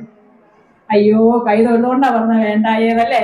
അപ്പൊ അത് മാത്രമേ പൂർണ്ണതയെ സൂചിപ്പിക്കുന്നത് ആ ഗണപതിയുടെ വയറെന്ന് പറയുന്ന. ഇനി എന്താ പറയുന്നത്? അഹീന്ദ്രകുന്തം, അഹി എന്ന് പറഞ്ഞാൽ പാമ്പാണ്. ഒരു കുരിക്കുത്തി മുല്ലമാല പോലെ ആരെയാണ് അണിഞ്ഞിരിക്കുന്നത്? അതിന് മുമ്പ് ഒരു വാക്കും കൊണ്ടുണ്ട്, സുധ ശ്രീ സുനന്ദ. അതിന് മുമ്പ് ഒരു വാക്കും കൂടെ ഇല്ലേ? മറന്നുപോയോ? ചന്ദ്രക്കല ധരിച്ചിരിക്കുന്ന പറഞ്ഞേ. എന്താ പറഞ്ഞ? ജഡ അഹീന്ദ്രകുന്തത്തിന് മുമ്പുണ്ടല്ലോ ശ്രീമദിന്ദും. ആരുണ്ട്? ഇന്ദു ചന്ദ്രനെ ശിരസിൽ അണിഞ്ഞിരിക്കുന്നവനെ എന്ന് വിളിക്കുന്നുണ്ട്. അപ്പൊ ഈ അലങ്കാരങ്ങളൊക്കെ ആരിലുള്ളതാണ്?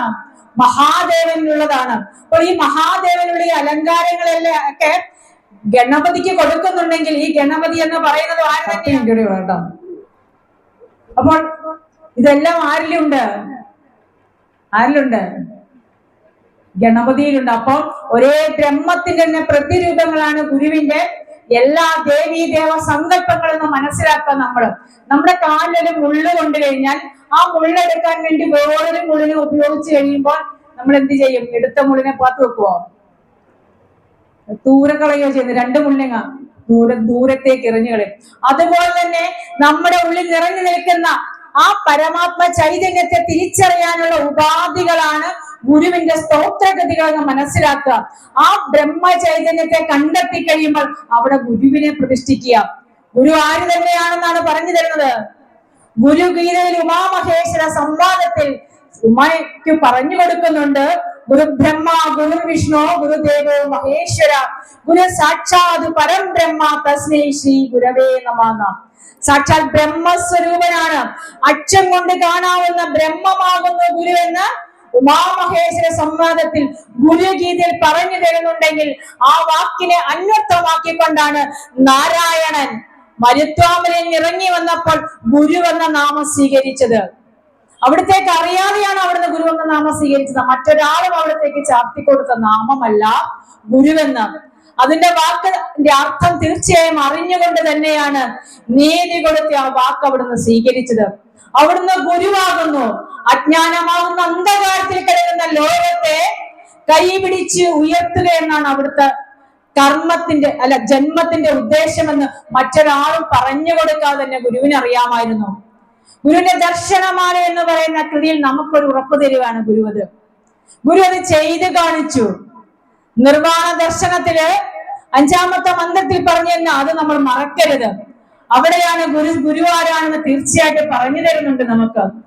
ജ്ഞാനാഗ്നിനാം സർവം ഉദ്ദിശ്യ ജഗദാംഹിതം കരോതി വിധിവത്കർമ്മ ബ്രഹ്മവിദ് ബ്രഹ്മണി സ്ഥിത.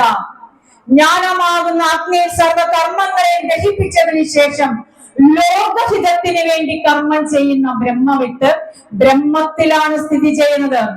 അപ്പോൾ ഗുരുവിന് അസുഖം വന്നതോ? അത് ഈ ശരീരമല്ലയോ എന്ന് ഗുരു ചോദിച്ചിട്ടുണ്ട്. ഈ ശരീരം നാം ആകുന്നോ? നാം ഈ ശരീരമല്ല എന്ന് ഗുരു ഉറപ്പിച്ച് പറഞ്ഞു തരുന്നുണ്ട്. അതും ഒരു അവതാരവും ഇങ്ങനെ കൃത്യമായിട്ട് പറഞ്ഞു തരുന്നില്ല. ഗദ്യപ്രാർത്ഥനയില് ആ കോലേദരീസ്തവന്റെ പ്രതിഷ്ഠയൊക്കെ കഴിഞ്ഞതിന് ശേഷം അവർക്ക് പ്രാർത്ഥിക്കാൻ വേണ്ടി കോലേദരീസ്തവം എന്ന് പറഞ്ഞ മന്ത്രം എഴുതി കൊടുത്ത് അപ്പോൾ അവിടെ നിന്ന് നാരായണ വൈദ്യര് പറഞ്ഞു, എനിക്ക് ഈ ദൈവത്തിലൊന്നും വിശ്വാസമില്ലെന്ന് പറഞ്ഞു. ഓഹോ, അങ്ങനെയാണോ? അപ്പൊ ആരിലാ വിശ്വാസം എന്ന് ചോദിച്ചു. എനിക്ക് വിശ്വാസം ഈ ഗുരുവിൽ മാത്രമേ വിശ്വാസമുള്ളൂ, എനിക്ക് അവിടുത്തെ മാത്രമേ വിശ്വാസമുള്ളൂ. എന്നെ പോലെയുള്ളവർ പ്രാർത്ഥിക്കണ്ടേ എന്ന് ചോദിച്ചു. ഞങ്ങളെ പോലെയുള്ളവർക്കും പ്രാർത്ഥിക്കാൻ ഒരു പ്രാർത്ഥന തരണമെന്ന് അഭ്യർത്ഥിച്ചപ്പോൾ അത് ഗുരുവിന്റെ സങ്കല്പമല്ലേ? ആ സ്വരൂപം പറഞ്ഞു തരുന്നത് നാം ശരീരമല്ല എന്നും അറിവാകുന്നു എന്നും ഈ നാരായണ സ്വരൂപം ഉണ്ടാകുമെന്നും അറിവായി നാം ഉണ്ടായിരുന്നു എന്നും ഇതൊക്കെ നശിച്ചു പോയാലും നാം ഇപ്രകാരം പ്രകാശിച്ചു കൊണ്ടിരിക്കുമെന്നും ഗുരു നമുക്ക് നൽകുന്ന ഉറപ്പാകുന്നു. അതും ഈ പ്രതിഷ്ഠ എന്ന വാക്കിനെ അന്വർത്ഥമാക്കിക്കൊണ്ടാണ് ആ ഉറപ്പ് ഇന്നും നിലനിൽക്കുകയാണ് ചെയ്യുന്നത്. ഈ കഴിഞ്ഞ ജനുവരി മാസം 1-ാം തീയതി കൊണ്ട് ശിവഗിരി ലക്ഷക്കണക്കിന് ആളുകൾ എത്തിച്ചേർന്നിട്ടുണ്ടെങ്കിൽ അവിടെ മഹാഗുരു ആര് തന്നെയാണെന്ന് ഉറപ്പിച്ചുകൊണ്ടാ ചെന്നത് അവരെല്ലാം. അയ്യോ, ഭഗവാന് നല്ലത് വരുത്തണെന്ന് പറഞ്ഞോണ്ടാണ് പോയത് പദയാത്രയായിട്ട് ആദ്യം ഇവിടുന്ന്? ആണോ? എന്താ പൊന്നോ, 100 കൂട്ടം. ഇപ്രാവശ്യം ഭഗവാനും തേജസ് കൂടുതലായിരുന്നു. ആവലാതി കൂടിയിട്ടാണോന്ന് അറിയത്തില്ലായിരുന്നു കേട്ടോ. ഞാൻ അവിടെ 7 ദിവസം ഉണ്ടായിരുന്നേ. ഞാൻ ഓർത്ത് എന്താ ഇത്ര ആവലാതി എന്ന്. അപ്പോഴോർത്ത് എന്റെ പൊന്നു, എന്റെ മാതൃശാഖയിൽ നിന്ന് നല്ലപ്പം വരുന്നുണ്ടല്ലോ, അപ്പൊ ആദ്യം പോകുന്നതിൽ ഇച്ചിരി പരാതി കൂടുതൽ വെച്ചേക്കാന്ന്. ഇതെല്ലാം കണ്ടായിരിക്കും ആ ഭഗവാൻ നന്നായിട്ട് പുഞ്ചിരിച്ചിരുന്നത്. എല്ലാം ഞാൻ കയ്യിലെടുത്തിട്ടുണ്ടെന്നാ പറഞ്ഞത്. പക്ഷെ പറഞ്ഞ പോലൊക്കെ നടത്തിയേക്കണേ. അപ്പം ഇപ്രാവശ്യം അതുപോലെ തന്നെ നിങ്ങളും കാൽനടയായിട്ട് ഭഗവാന്റെ മുന്നിൽ ചെന്ന് നമ്മുടെ സങ്കടങ്ങൾ പറയാനാ ചെന്നതല്ലേ, അല്ലാതെ ഭഗവാൻ നന്നാവണേ എന്ന് പറഞ്ഞു പോയ ആരെങ്കിലും ഉണ്ടോ ഇവിടെ? ഉണ്ടോ? ഭഗവാൻ നന്നാകണേ, ശിഖിരി നന്നാകണേ. പ്രാവശ്യം പോരും മൊത്തം പറഞ്ഞെന്താണ്? അയ്യോ, അപ്പത്തെ സ്ഥലം ഞങ്ങൾക്ക് വാങ്ങിക്കണേ ഭഗവാനെ, ഞങ്ങൾക്ക് തന്നേക്കണേ എന്ന് പറഞ്ഞാണ് എല്ലാവരും പോയത്. തീർച്ചയായിട്ടും ഭഗവാൻ ആ പ്രാർത്ഥന കൈക്കൊണ്ടല്ലേ. ആ ഉറപ്പാണ് കുറച്ചു മുന്നേ നമ്മുടെ ശാഖയുടെ സെക്രട്ടറി നമ്മളോട് പറഞ്ഞു തന്നല്ലേ. ഒരു 6 മാസം പറഞ്ഞത്. ഇത്രയും വലിയൊരു തുക 6 മാസം കൊണ്ട് ചെയ്യാൻ പറ്റുമെന്ന് പറഞ്ഞാൽ ആ ഗുരുവിലുള്ള ഉറപ്പല്ലേ. തീർച്ചയായിട്ടും മഹാഗുരുവില് ഉറപ്പുണ്ടെങ്കിൽ നമ്മുടെ എല്ലാ കാര്യങ്ങളും നടക്കും. ക്ഷേത്ര പ്രതിഷ്ഠ എന്ന് പറഞ്ഞ ആ വിഷയത്തിലേക്ക് പോകാതെ ഭഗവാൻ നമുക്ക് നിന്ന് ഉറപ്പിലേക്കാണ് ഞാൻ നിങ്ങളെ കൈപിടിച്ചു കൊണ്ടുപോയത്. കാരണം ഗുരുദേവ കൃതിയിലൂടെ ഗുരുവിന്റെ ക്ഷേത്ര പ്രതിഷ്ഠയിലൂടെ ചിന്തിക്കുമ്പോൾ ഗുരു നമുക്ക് നൽകുന്ന ഉറപ്പാണ് എന്നിലും നിങ്ങളിലും ഉണ്ടാകേണ്ടത്. ഈ 9ാമത് പ്രതിഷ്ഠാ വാർഷികം ആഘോഷിക്കുന്ന നിങ്ങളുടെ മുന്നില് ആ മഹാഗുരു ഒന്നുകൂടെ ഉറപ്പിച്ചു നിർത്തുക.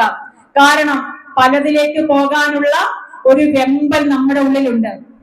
ഒന്നായ നിന്നെ രണ്ടെന്നു കണ്ടളവിൽ ഉണ്ടായ ഒരിണ്ടല് മാറ്റി തരണോന്നാണ് ഹരിനാമോത്തന്തി പ്രാർത്ഥിക്കുന്നത്. പക്ഷേ നമ്മളെ ഇണ്ടല് മാറിയിട്ടുണ്ടോ? നീ ഒന്ന് അർക്കാനലാദി വെളിവൊക്കെ ഗ്രഹിക്കും ഒരു കണ്ണിനു കണ്ണു മനമാകുന്ന കണ്ണതിന് കണ്ണായിരുന്നവൾ താനെന്നുറയ്ക്കുമളവാനന്ദം.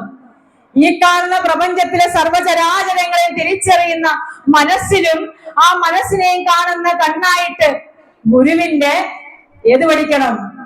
ആത്മവിലാസം പഠിച്ചാൽ നമുക്ക് ഇതൊക്കെ മനസ്സിലാക്കാൻ തന്നെ. കണ്ണിനെ കാണുന്നുണ്ട്, കണ്ണാടി വെച്ച് അങ്ങനെ ഗുരു കുറെ കാര്യങ്ങൾ പറഞ്ഞു തരുന്നുണ്ട്.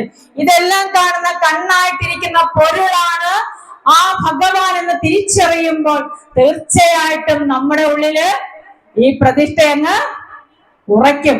ആ ഉറച്ചു കഴിഞ്ഞാൽ പിന്നെ നമുക്ക് മറ്റൊരിടത്തോട്ട് പോകേണ്ട കാര്യമുണ്ടോ? നമുക്ക് ഒരിടത്തും ഓടേണ്ട കാര്യമില്ല.